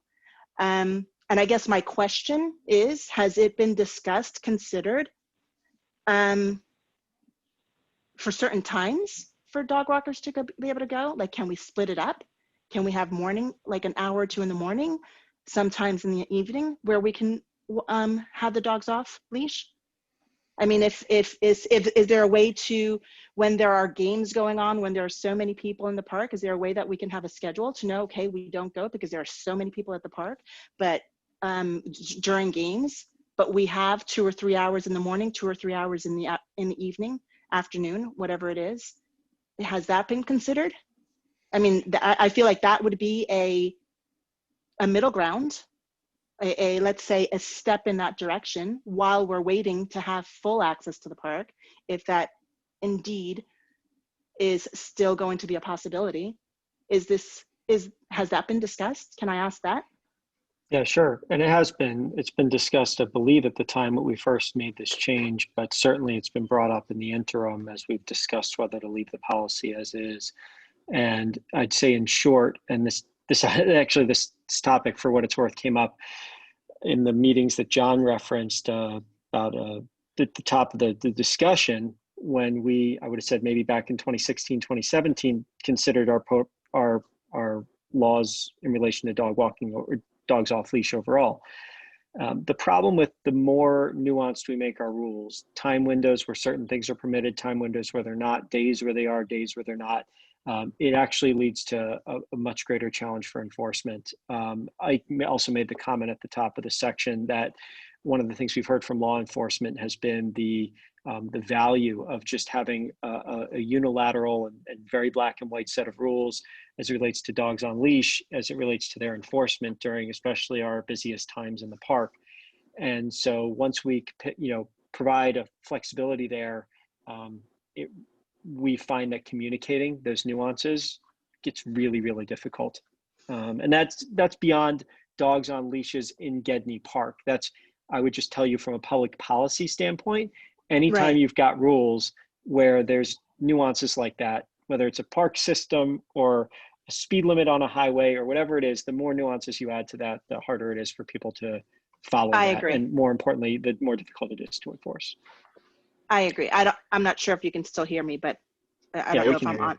Yeah, no, I agree, because I absolutely agree. I wouldn't want that. I was just thinking, I definitely wouldn't want that long term but I was just thinking maybe. Yeah, it's come up. I can't in the- say it will be permanently, shot down, but when it's come up, I think the commission's kind of overall impression was that felt like it created more problems than it solved. But but let me stress, I'm not saying that that's what I would want long term. I'm just, no, let me Your stress. position is noted on that subject, but thank you, Brenda. Okay. Thank you. Lyle. And Matt, can I just jump in real quick? Yeah, please. Just because I heard it come up with the last couple of it seems like they feel like it seems like our mind's already been made up, and I just wanted to get the point across that it hasn't. The point of tonight's call was for the commission to be able to hear the feedback and just to see if there's anything that we're missing on this end that will help us make a decision, whether to keep it or to change it. But it's certainly, at least from my end, and I'm sure from the commission's end, we certainly didn't have our minds made up that it was going to stay after tonight. I mean, the whole point was to listen to feedback and just to see if there was anything we're missing and to help us make a decision going forward. I appreciate that, Ike. Thank you for making that point. I'll double on to that and say the whole point of this being a temporary measure is that we're considering it every month about whether or not we're going to remove it. Part of that has to be taking a good faith stab at that, and this conversation is doing that. Whether or not the commission's going to change its mind tonight is maybe a different matter. That might seem a little less probable, but I mean, we're going to have a conversation once it's over, but I definitely, you know, we're listening for good reason. So I agree. I thank you for that point. I agree. I think it's been very helpful to hear from folks, and I appreciate everyone who's contributing. Thanks, Ann. Lyle, I saw another new hand up, and Deb, I'm fully respectful of the fact that you've got yours raised. I do just want to make sure we I think everybody considerate of. Spoken once that has their hand. I thought I saw Andy and Pam with a hand up. Is that? They spoke before. I'll let them in. Okay, sorry. Yeah, I don't think that they did. Andy and Pam, you want to take yourself off mute? Yeah, can you hear me, guys? Yep. Okay, this is Andy and Pam Rothline. Two things. Number one, thank the commission for all the high-paid, high-salary jobs that you guys are doing. We appreciate it as members of the community. The main reason why we're here is we're dog people. Everything that Cheryl and Betty and Deb and everybody's been saying, we fully support. The purpose of our making this little vocal entry now is to let make the commission understand that we're the tip of the iceberg. The ones that are watching this, participating in this meeting, rather than listening to the vice presidential debate. We very much support the everything's been said with dogs, getting the dogs back to being able to walk unleashed on the trails. We have nothing new to add, but we're making this speech now to just have our 2 cents in there as support for the dog people. So thank you very much for listening. It's maybe an important reference. I appreciate the comment that this has maintained a much more civil discussion than apparently we can come to expect out of political debates. So thanks for that as well. But thanks for those thoughts. I appreciate that from both of you. Okay, Lyle, I think we've got a couple hands still raised. Yeah, do you want to go back to Deb since she's probably been the longest without speaking? I'm just going to thank you guys. I just want to 3 quick points back to a couple things you said.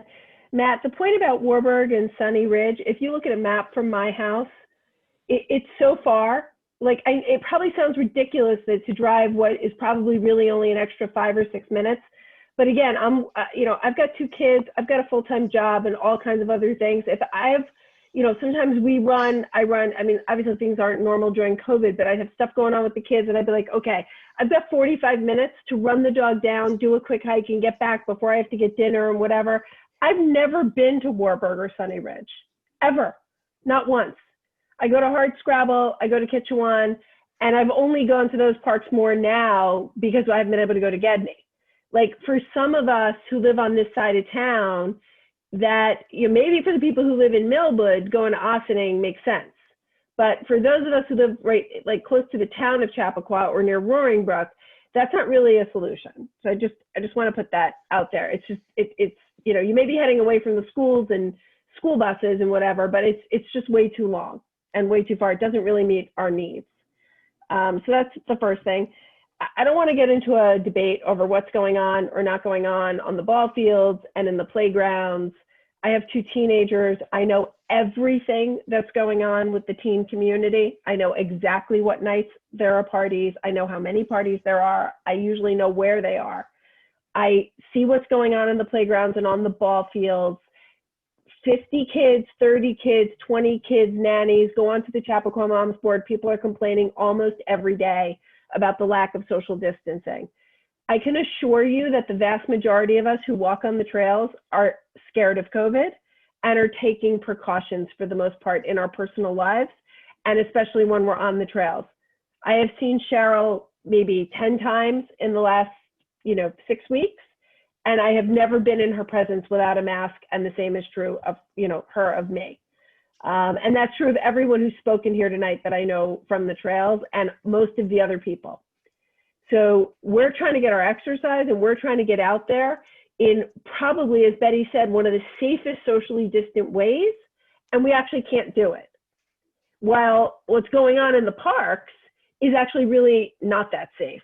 And you guys and our police are doing what they can, but it's hard to police and enforce, that kind of distancing.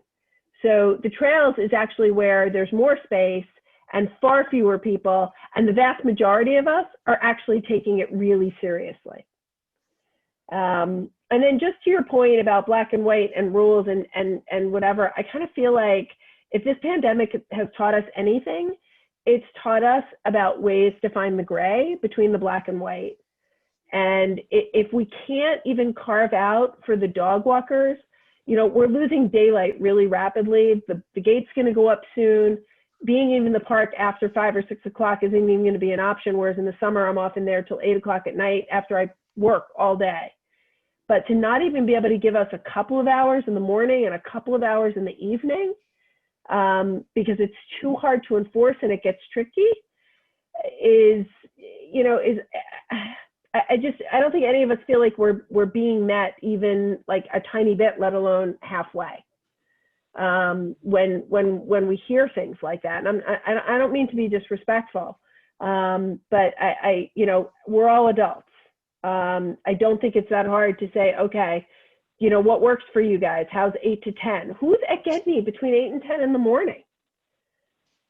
It's 4 and 6 in the afternoon, whatever. I don't know what the game schedule is because my kids didn't play ball sports, so I have no idea. But I just would hope that maybe, everyone else everywhere in the world is trying to find flexibility and different ways of doing things. I would hope that maybe you could find a way to meet us a little bit and be a little bit creative to give us back some of what we all feel we've so desperately lost and missed. That's it. Thanks for that, Deb. I see Betty's got her hand raised, and then we'll close the public comment section of the meeting and move into a group discussion and carry out the rest of the business of the meeting. Lyle, do you want to take Betty off mute, and then we'll close the public comment? Betty, you're the last one. Thank you. Thank you. Actually, my point was taken, but I do want to say back to, what's happening in the playground and at the ball fields. I just want to say that my dog listens to me way better than my toddlers ever did. So if you think that, being at a ball field and people aren't moving around and everything, if you've got, we've probably all experienced the toddler is running around and going after everything. And I just have to say my dog listens to me way better. So I think, again, I think it's safer on the trails. Thank you. Good night. Thanks, Betty.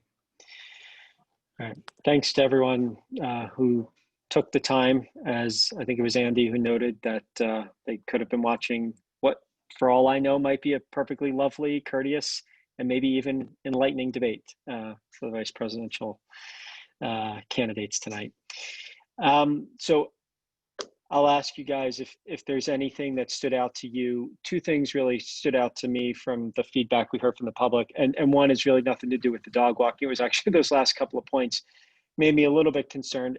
What we haven't really heard from at all, like from Sam or really the chief either, is the degree to which we feel like they are monitoring, and to the degree that they are, whether or not we feel like our playgrounds are a problem spot. I think the ball fields are a different kind of challenge, but I don't actually remember us discussing whether we would have a, kind of head count limit at the playgrounds, and whether or not we should have something like that, whether or not we should ask Sam to poke her head over to the playgrounds a couple of times a day and sort of point out to people if we feel like it's overcrowded and what we would do about that.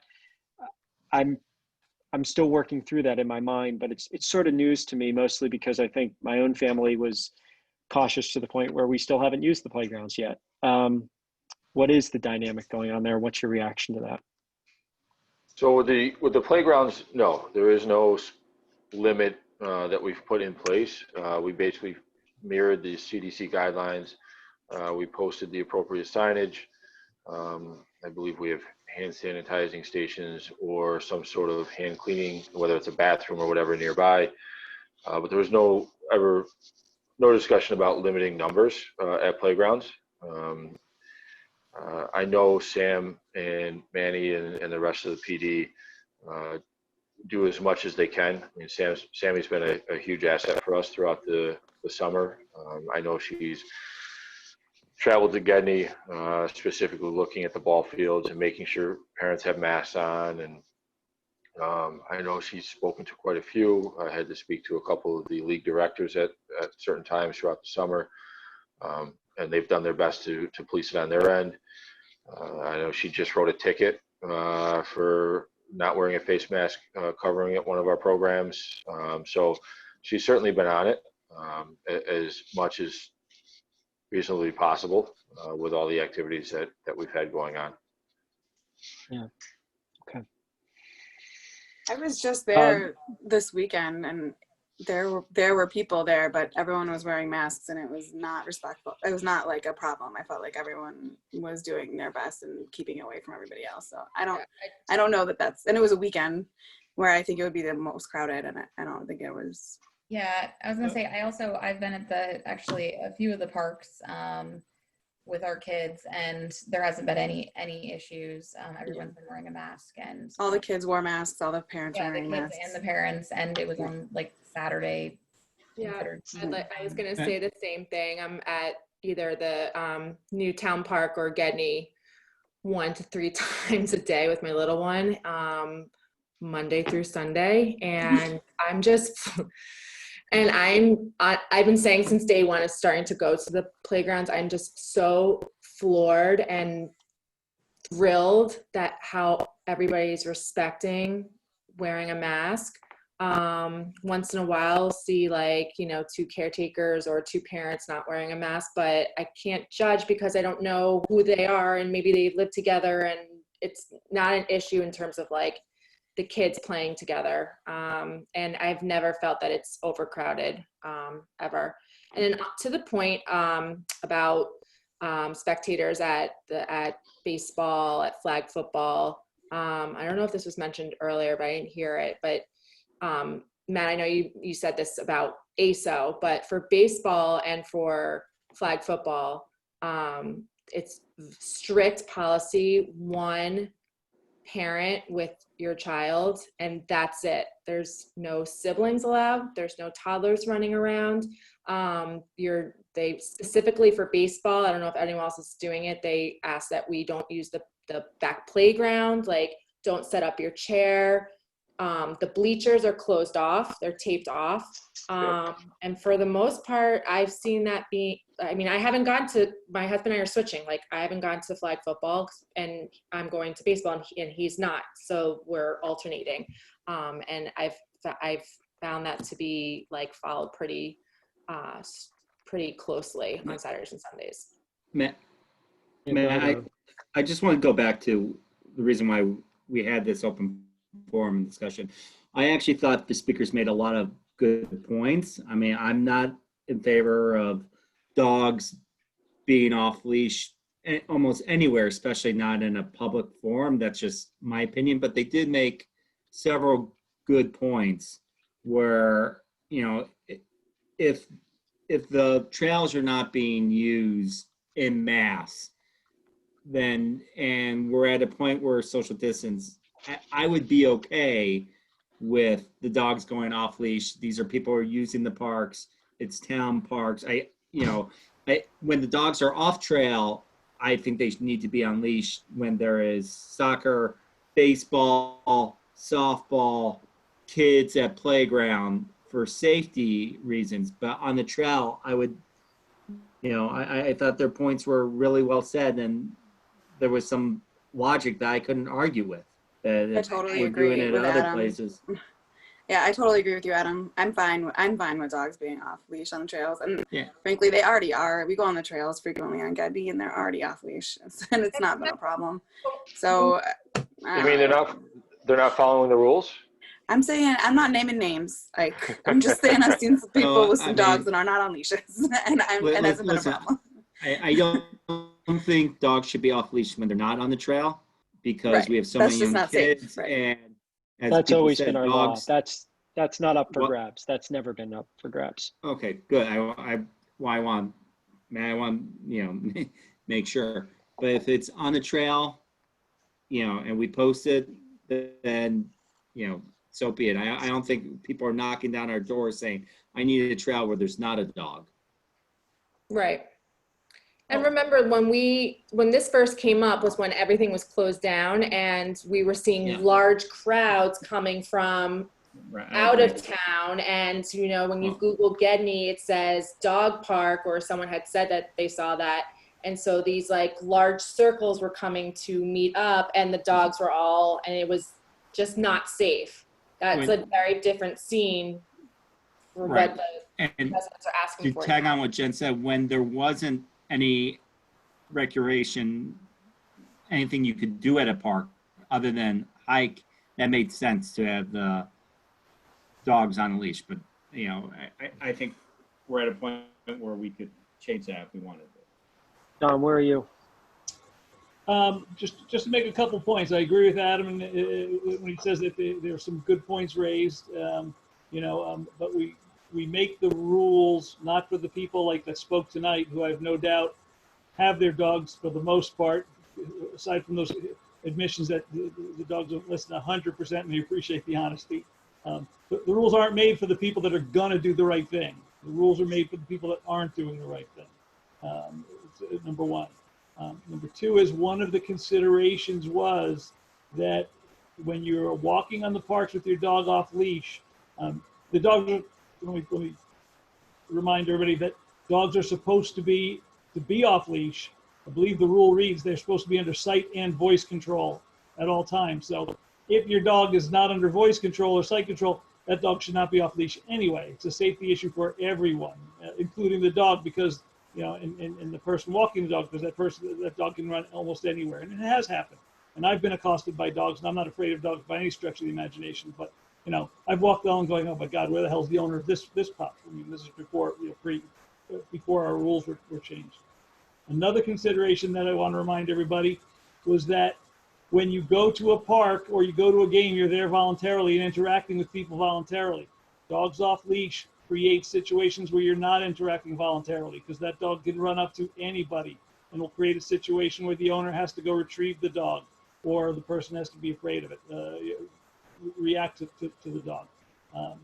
Having said all that, there were some very good points made, and I think besides discussing this, we have to see where we are on other things in terms of social distancing and how we're protecting other things. Because if you have people walking in the trails, whether the dog's on or off leash, and they're encountering somebody every 100 yards or so, because again, even during some of the hikes I've walked through there, and you don't encounter people that often. Are we being overprotective here? I mean, personally, I'm probably still on the side that if we undo it, we can't go back if there's a spike up, if there's a problem. So I would tread lightly before we lift it. But I appreciate what everybody said and their concerns as you go along.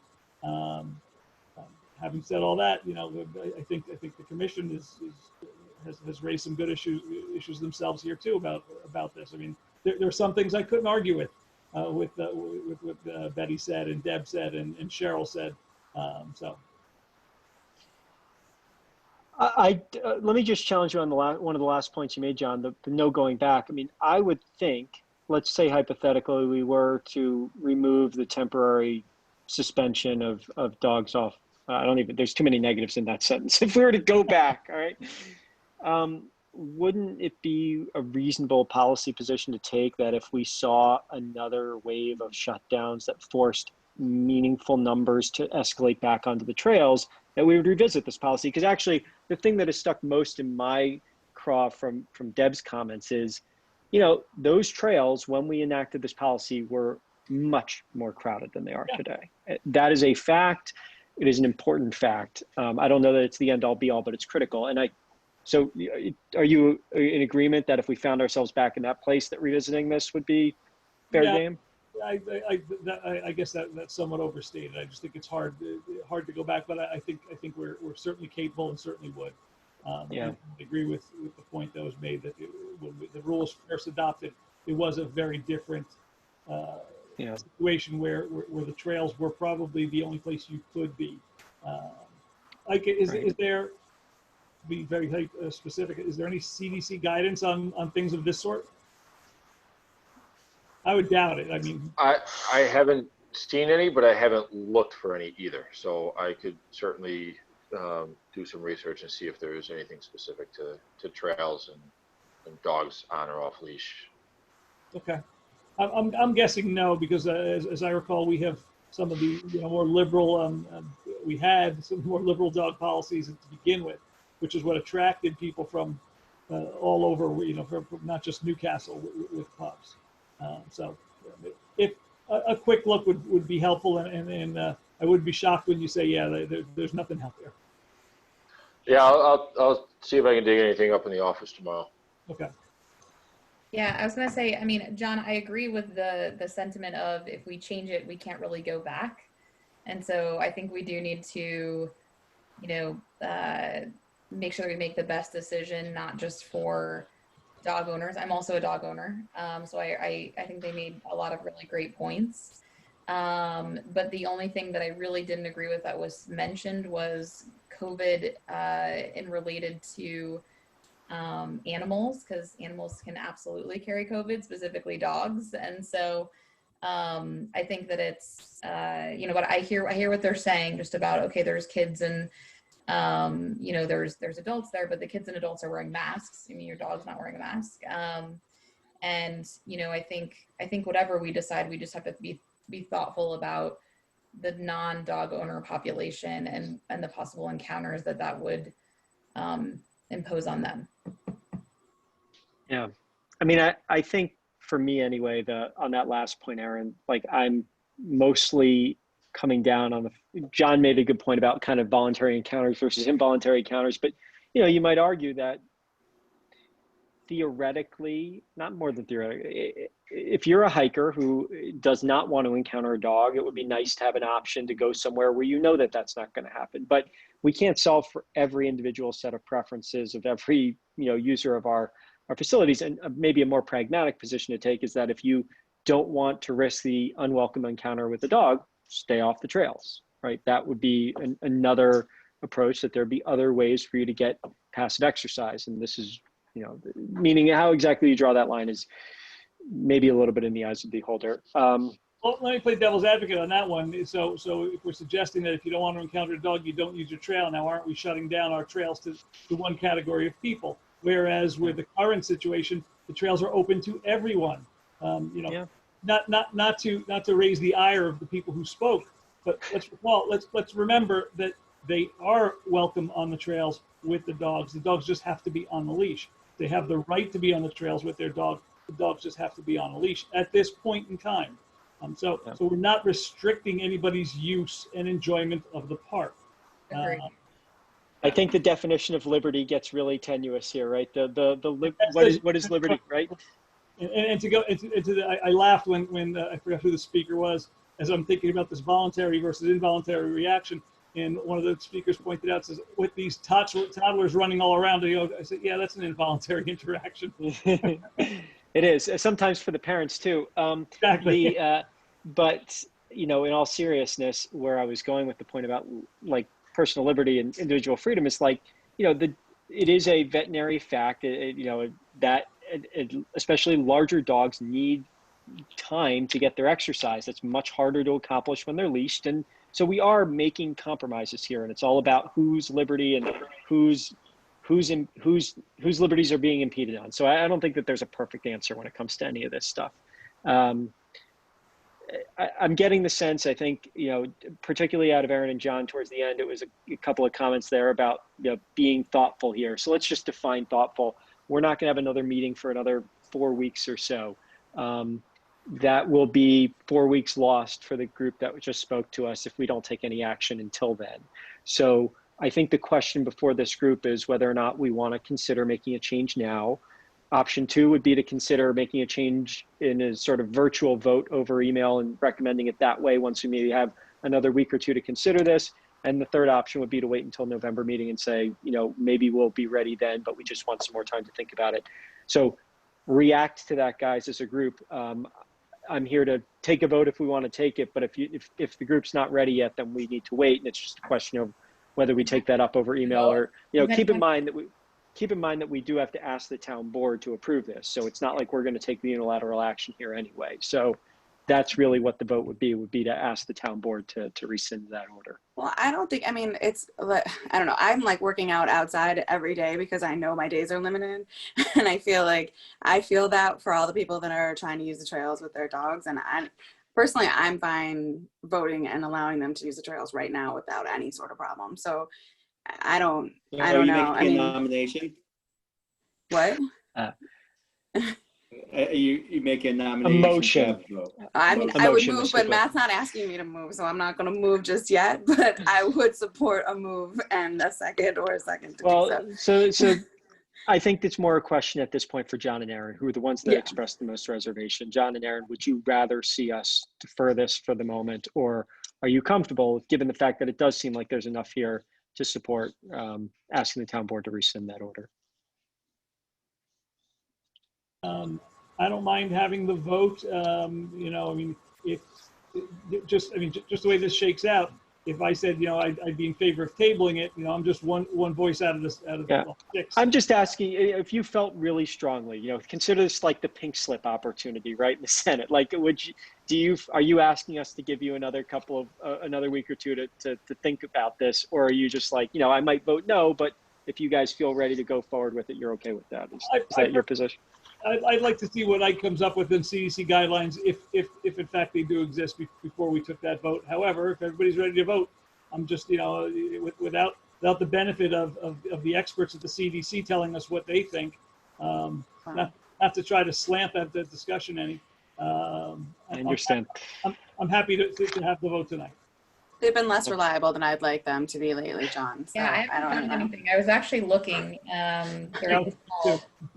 I had guidelines about it. So here's maybe what I'll suggest. I'll make a suggestion for a motion that we could entertain. I'll entertain a motion from someone to request that the town board rescind its order as it relates to the dog leash rules, subject to Ike confirming in the next week that there are no meaningful considerations as it relates to federal and state guidelines. Is there a motion to that effect? I move. Thank you, Ann. No problem. Is there a second to that motion? Jen has seconded that motion. All in favor of that motion? I got Ann. Do I have any other votes in favor besides Ann? Like, Jen, you just seconded me. Why are you? Adam, are you in favor of that motion? She doesn't have to be in So favor. the motion on the table is that's true. To rescind the law, or the ruling based on the recommendation that Ike finds from the state and federal, or Well, no, guidelines. rescind it unless Ike finds something that says otherwise, basically. Yep. No, we're not rescinding it. We're asking the town board to do so, just to be clear. Thank you. Yes, good clarification. I would have rather have voted next week and thought more about it, because I think John and the people, our guests, made some very good points. So I'm not ready to vote. Okay. All right. And Aaron and John are silent for reasons I think they've already made clear. So motion doesn't pass. I'm sorry? Well, I said I was open to voting. I just didn't know that was officially what was happening, but it looks like You asked for yay votes, you didn't ask for nay votes. All right, I'll count votes, since apparently this is getting a little, this is reliving Santa Claus all over again. No, John, Adam had a very strong opinion on that one. John, are you a He yay or a abstained. nay on that motion? Nay. Nay. Aaron, are you a yay or a nay on that motion? Okay. I am a yay with a very big caveat. I am a yay with the caveat that there is nothing that is uncovered, under the CDC guidelines. That's what Matt said. That's part of the motion. Okay, yeah. So Yeah, that's part of the motion. So fine. So I'm a yay, and I've been looking at the CDC website, and I don't see anything. In fact, it specifically says We know it originally came from an animal, but at this time, there is no evidence that animals play a significant role in spreading the virus. Right. Yeah, that's my understanding of it as well. So, but it doesn't mean that dogs can't get COVID. So that was the only, there was a COVID here at our grooming place. So not to get into that. So I will say yay, I guess. That's my vote. And Adam, are you listing yourself as a no, a nay on this vote? No, I'll vote for moving forward. I mean, So I'd yay for rather Adam. put hours on it. You know, like you can walk without a leash from 8 to 10 or something like that, Monday through Fridays, but that's not what's on the table. It's not on the table, but I'm putting you down as a yay irrespective of that fact, right? Okay.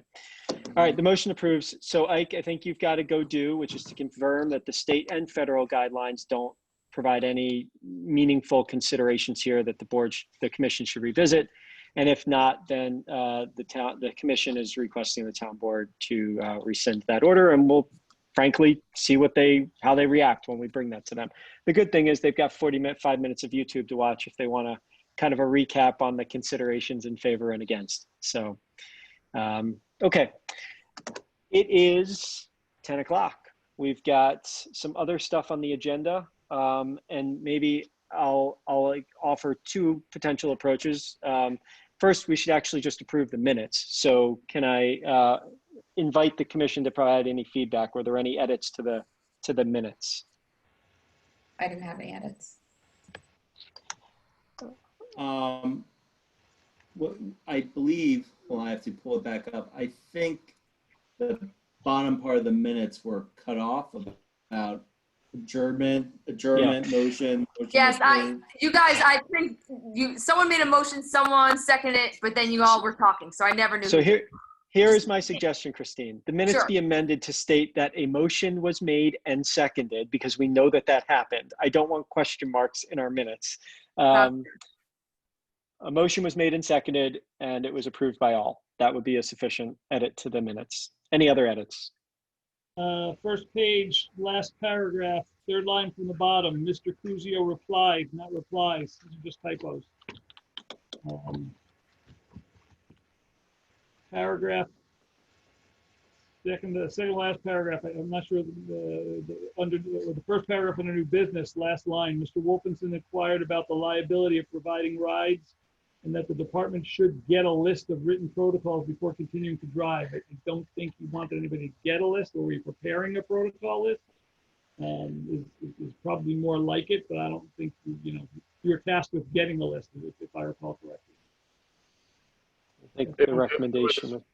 Yeah, I was preparing a list of protocols to follow. Right.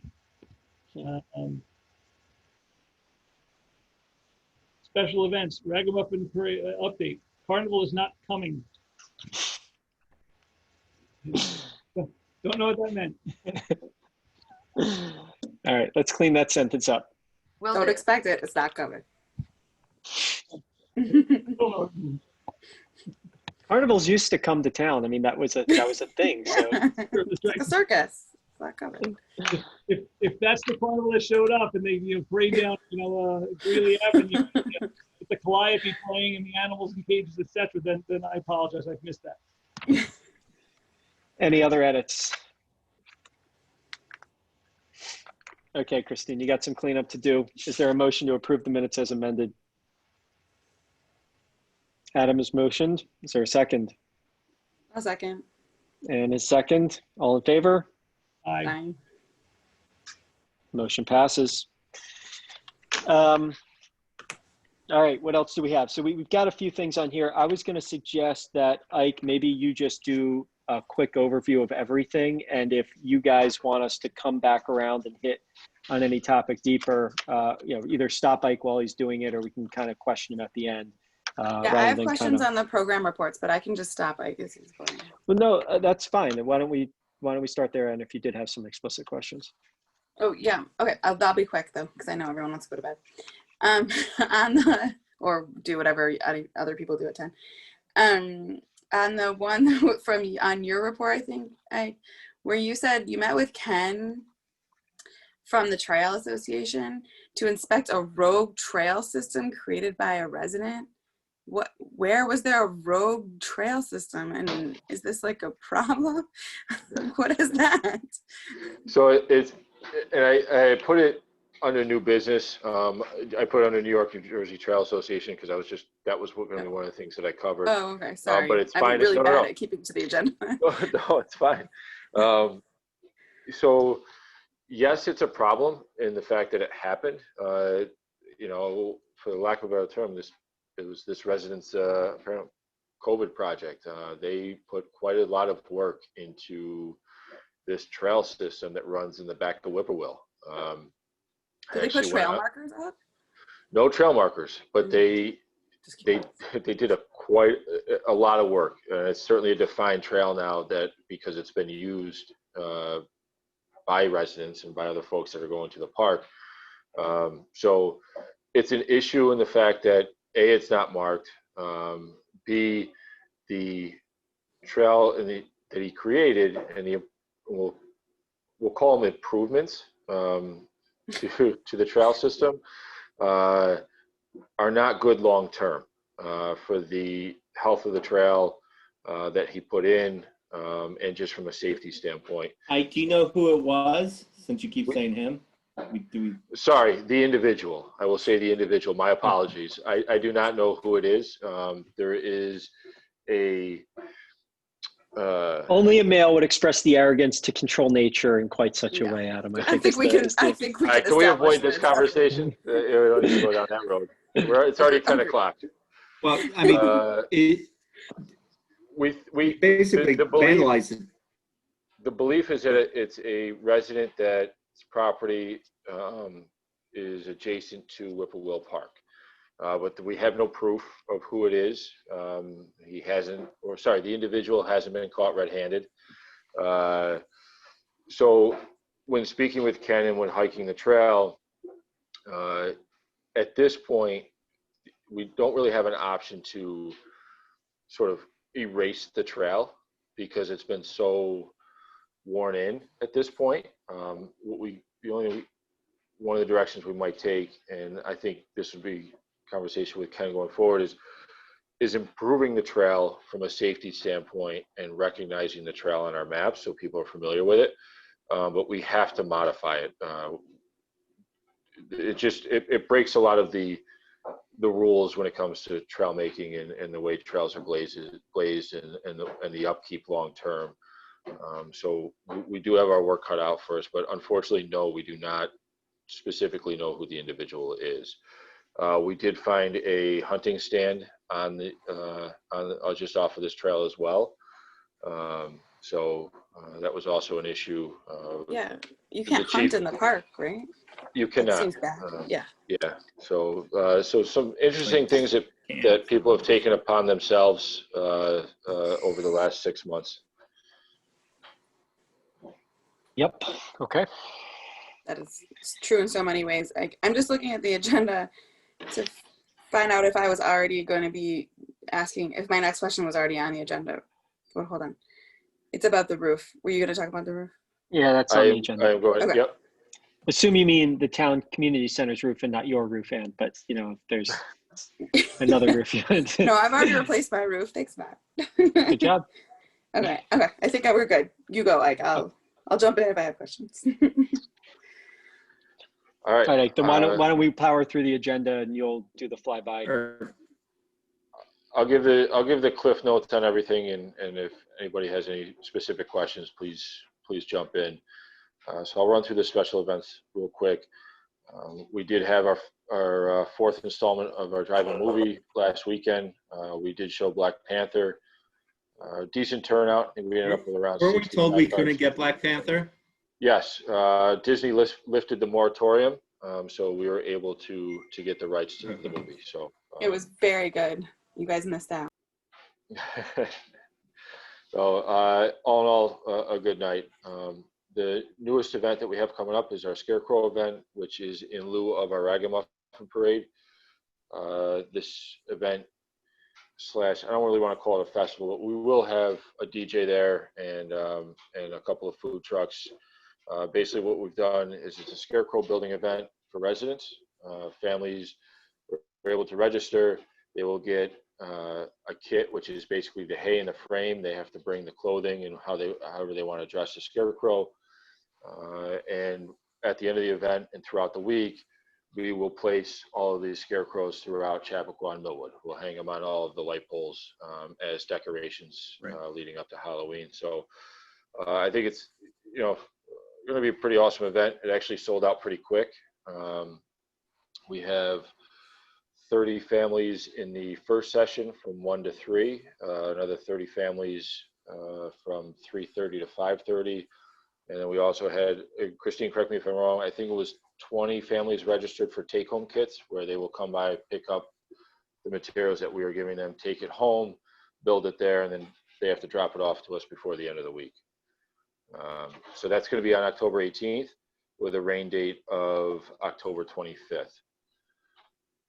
So the road race, we are moving forward with the road race unless the commission would like to tell us otherwise, but my understanding was we were going to try to push through with it with some modifications. We're only going to host the 5K. We will not do the 10K this year.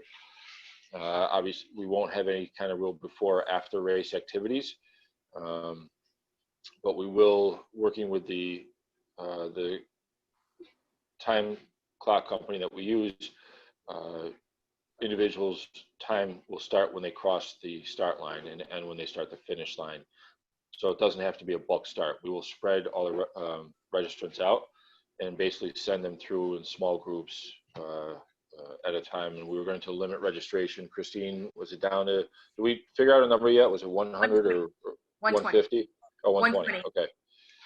All right. So that's right now. That's the plan with the road race. We're going to push through it unless anything changes with COVID or anything else between now and November 22nd. And 120 compares to about half, right? Our registration has typically been between 200 and 250, if memory serves me, on that event. Yeah, we usually average around 250 over the last couple of years. So, okay. So we're gonna move forward with that. Onto our facilities, the Millwood Lighting Project, I'm gonna say, is underway. It's all the preliminary work right now, so we're still working with the consultants and the engineers. We did a walkthrough probably about 2 weeks ago now at this point, just to finalize the placement of the light poles, both for the field, the path, the parking lot, and the tennis courts. We got the engineer specs on the type of lights. They'll be LED, but just what the lights look like. So that's where we're at right now. I believe Bob is working on, our town engineer, working on setting up another meeting within the next couple of weeks. But that's progressing. It's on schedule. The community center roof is not on schedule at all. I was speaking with Matt earlier today. We ran into, which I will call a couple of hiccups between the time it was initially approved in August and the time it was the amendments were approved last night at the town board meeting. So the town has decided to go with a natural slate roof as opposed to the initial approval of shingle roof. What that does now is potentially move this project into the spring of 2021, because it's a lag time of at least 8 weeks really to order and get the slate in, and at that point the weather will not be conducive for the work.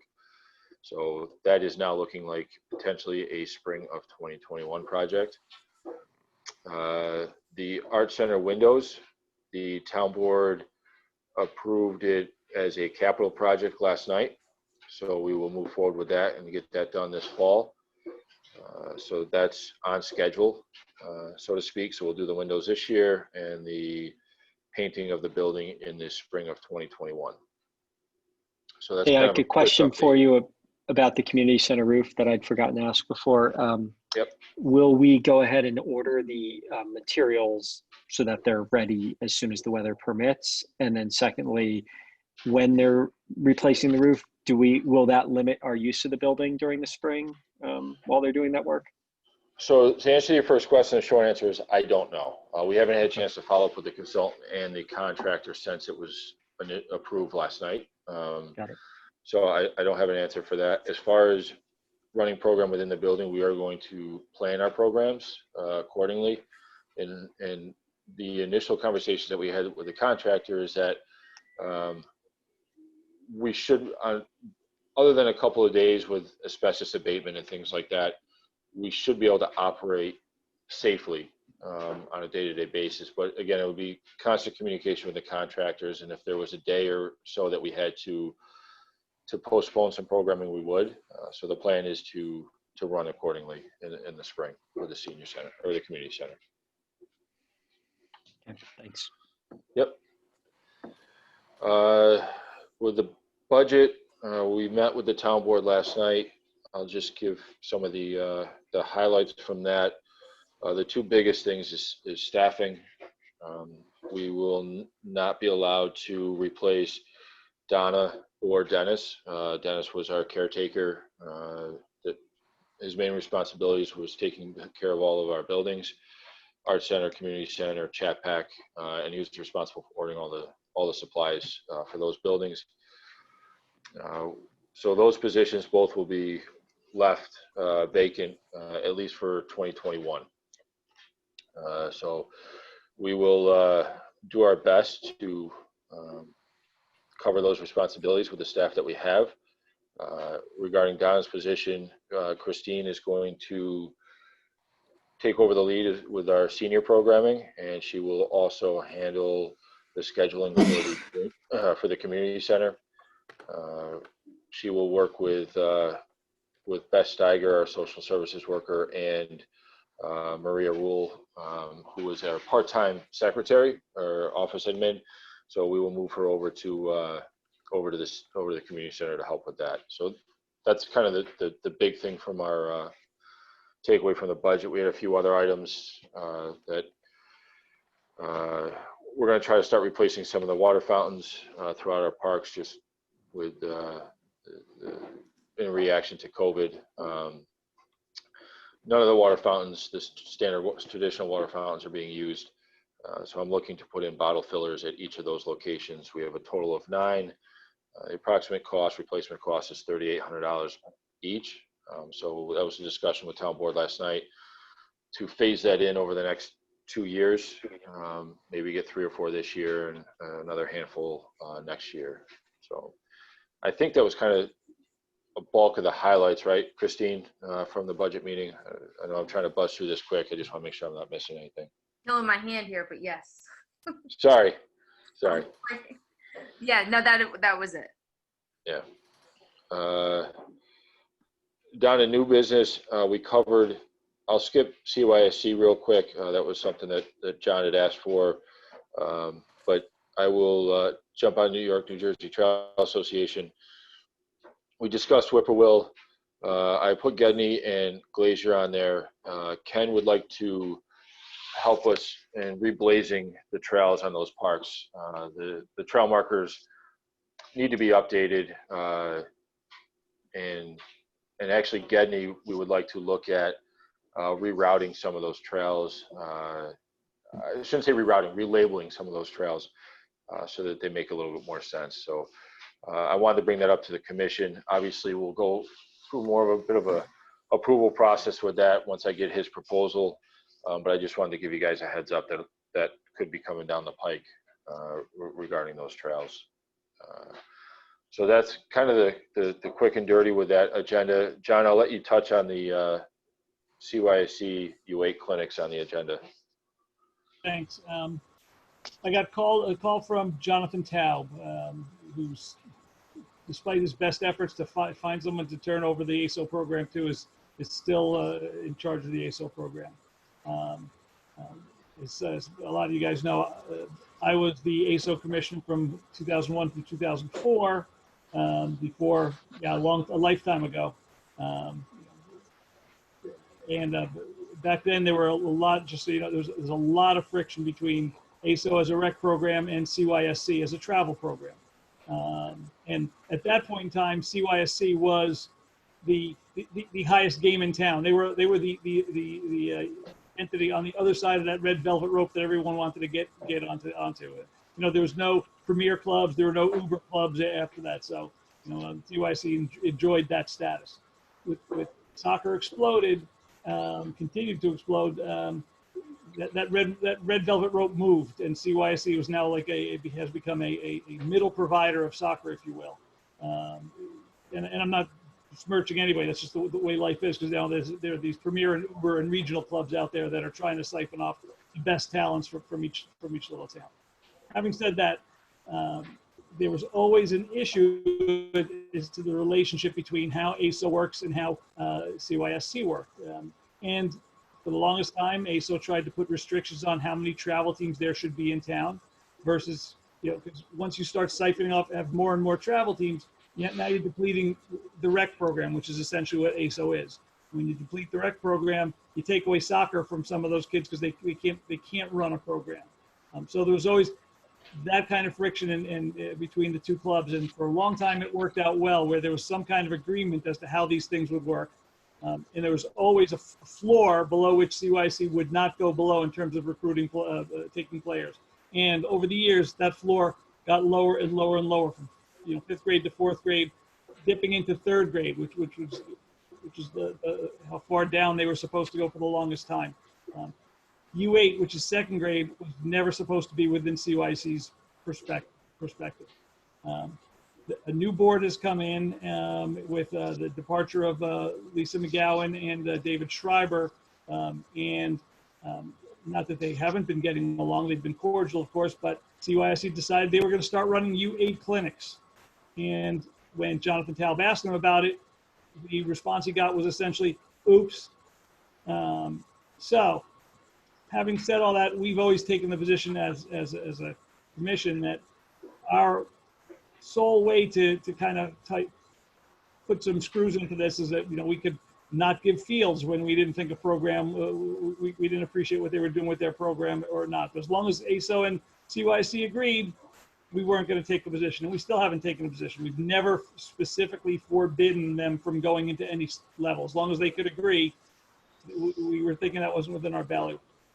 To me, this dip down into U8 is in with the let's, you know, smacks of the let's ask for forgiveness, not for permission kind of thing, is opening up a door that you don't want to have. We know the parents in this town. You know, just like everybody's dog is the best dog in the world, everybody's kid, and Stu said every kid's the best lacrosse player. Everybody's kid is the next, you know, Mia Hamm is the, you know, or Alex Morgan to bring it more up to date, or the next, I shouldn't say Landon Donovan because he's passe also as well, but Weston McKinney. Amy Alexi Lawless, come on, man. Weston McKinney, come on, pay attention to Weston McKinney. You know, Kristen Pulisic, come on, how about that? Pay attention to your soccer people. So to me, this was a little dip down, and I think I don't know what our reaction can or should be, what's appropriate. I mean, again, at the end of the day, we still control their fields. I would like the commission to take a position that says, hey guys, enough with this bullshit. You can't do that. And your response to oops that we're dipping into U8 is not what we'd like to see. I think it's up for debate whether they should or shouldn't be running a program at U8, but I can go, obviously I've gone on about this and I'm passionate about this. You know, we run, I know Adam, you're involved as a coach and with your kids playing. The CYSC program has grown beyond what it was supposed to have been when it first opened up, which was a travel program for, you know, the better players in town. In some divisions, they have 3 teams, and the 3rd team is playing in a Division 5 or below in the Westchester Youth Soccer League. And I'm sorry, even if your kid is on that team that's having Division 5 or below, that's just an expensive rec program. It's not a travel program. It's not making anybody any better. It's just a player grab.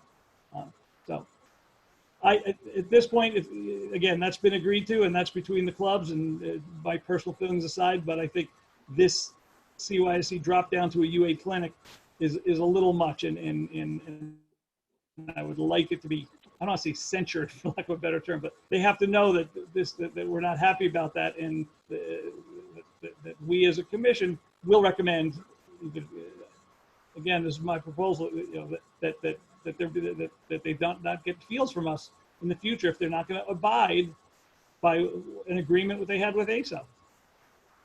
All right, I've taken way too long to say that. I'm sorry.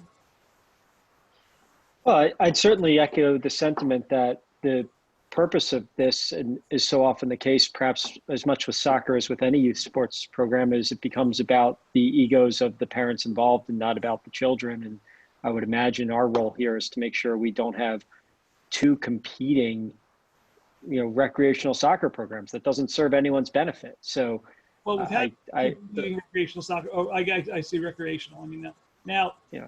I'm gonna take the CYSC side for a minute. I'm not sure what programs are being run. They saw an opportunity to just run a clinic for people who wanted to get out there and have their kids run around. So my youngest daughter is U9, so she's last year would have been U8, and I just heard about this because the parent on my oldest daughter's team has a boy that's in U8.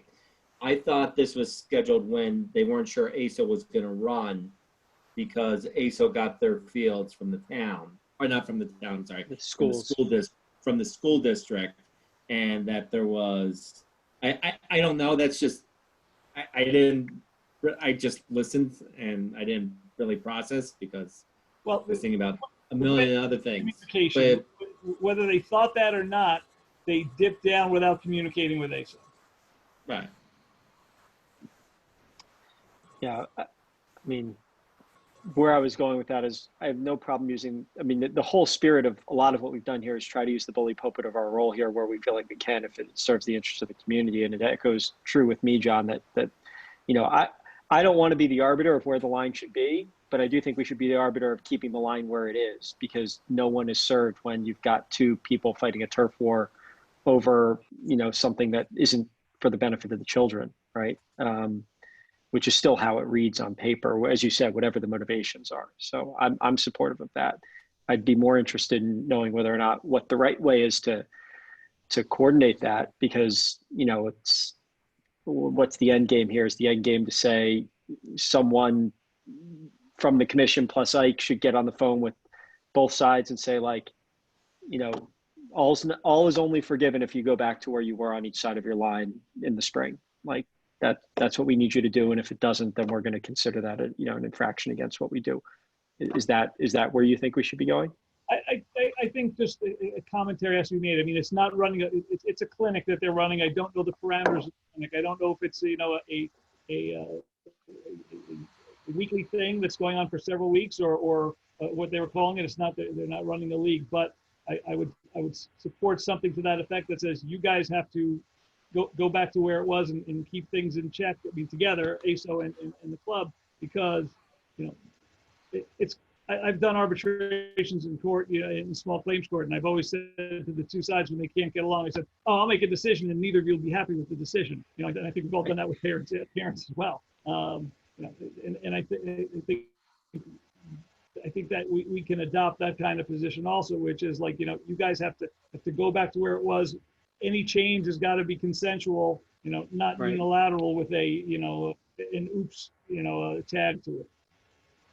Yeah, I agree. Adam, is there any other perspective from your side being involved in these programs too? I'd like to know what the clinic is. Sure. If it's a clinic on Wednesdays when ASO's not run, and I don't know. I don't know. If it's a clinic on Wednesdays when ASO is on Saturdays, I see nothing wrong with it if it's just a clinic. I mean, ASO is practice and games. If it's on Saturdays where you're truly siphoning off ASO, I think that breaks the spirit of what we wanted to do. I just like to know more what it is. Yeah, but I wouldn't even necessarily want to be the jury on that one. That's why what John said resonates with me. Like, you guys need to mutually consent to whatever changes you make. Like, I don't want to decide whether Wednesdays is good and Saturdays is bad. It's like, if you can both agree that you're not competing for the same, group of people, then you should both be able to agree to that. But wait, do we have a voice in, just not even devil's advocate, do we have a voice in what ASO does as since they, I mean, I guess this year they talked to us about using facilities, but they generally never use a facility. So are we sticking our nose in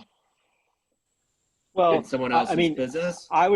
I take the position in this case because actually CYSC is the aggressor. We can control the aggressor, right? Like you only need to be able to control the aggressor. You don't need to be, but further than that, all of these organizations, if they're smart about it, don't cross the commission anyway, because who knows when they need to ask something from us. I mean, that's sort of the lesson of the Newcastle football program was they thought they could go out and figure things out on their own. They didn't need us. And, they basically had to reboot the entire program because of it. So, I think we've demonstrated that power has been effective before. And, they might not be needing our fields one semester, but they might the next. Mm-hmm.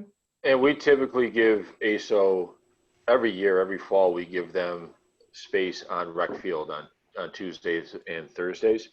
Every other year we've done that. This year we've tried to accommodate them as much as we can and give them additional field space where it was available. But they do use rec field every fall, 2 nights a week. Plus they're the rec program. I mean, it's ostensibly the rec program. Their doors they don't run special programs. They do run a clinic here and there, but their door is open for anybody who wants to play in a recreational setting, and for those who don't make the club teams. And I get it. There is a need for every one of my kids played club soccer. They started in ASO. They played club soccer. Through CYSC. I coached in CYSC for a very long time. I'm very appreciative of that opportunity and what it gave to everybody. So I'm not by any stretch, down on them. It has been run very well for many years, and they don't know the people now. But it's just, again, a change was being made that was not consensual, and I have a problem with that. Yeah. Jen, you were going to chime in with something Well, was it just boys? I'm sorry. No, it's co-ed. I got the email for the 8 and unders. I'm just reading through it now because we weren't interested, so I wasn't paying the close attention. But it's aimed as prepared your athlete to enter our CYSC travel program for the 9 and under age group. 20 kids once a week on Wednesdays for an hour, 8 weeks, co-ed. There will be a 1-to-10 ratio trainer to players. If you need more information, I have, yeah, I have the email too. And I was going to say, because one of our children is in the CYSC U12, and obviously that program doesn't apply to them, but we also received another note about a free skills clinic on Tuesdays between 4:30 and 6. Oh, this was an old email. Never mind. So no, the most recent one is the one you just referenced.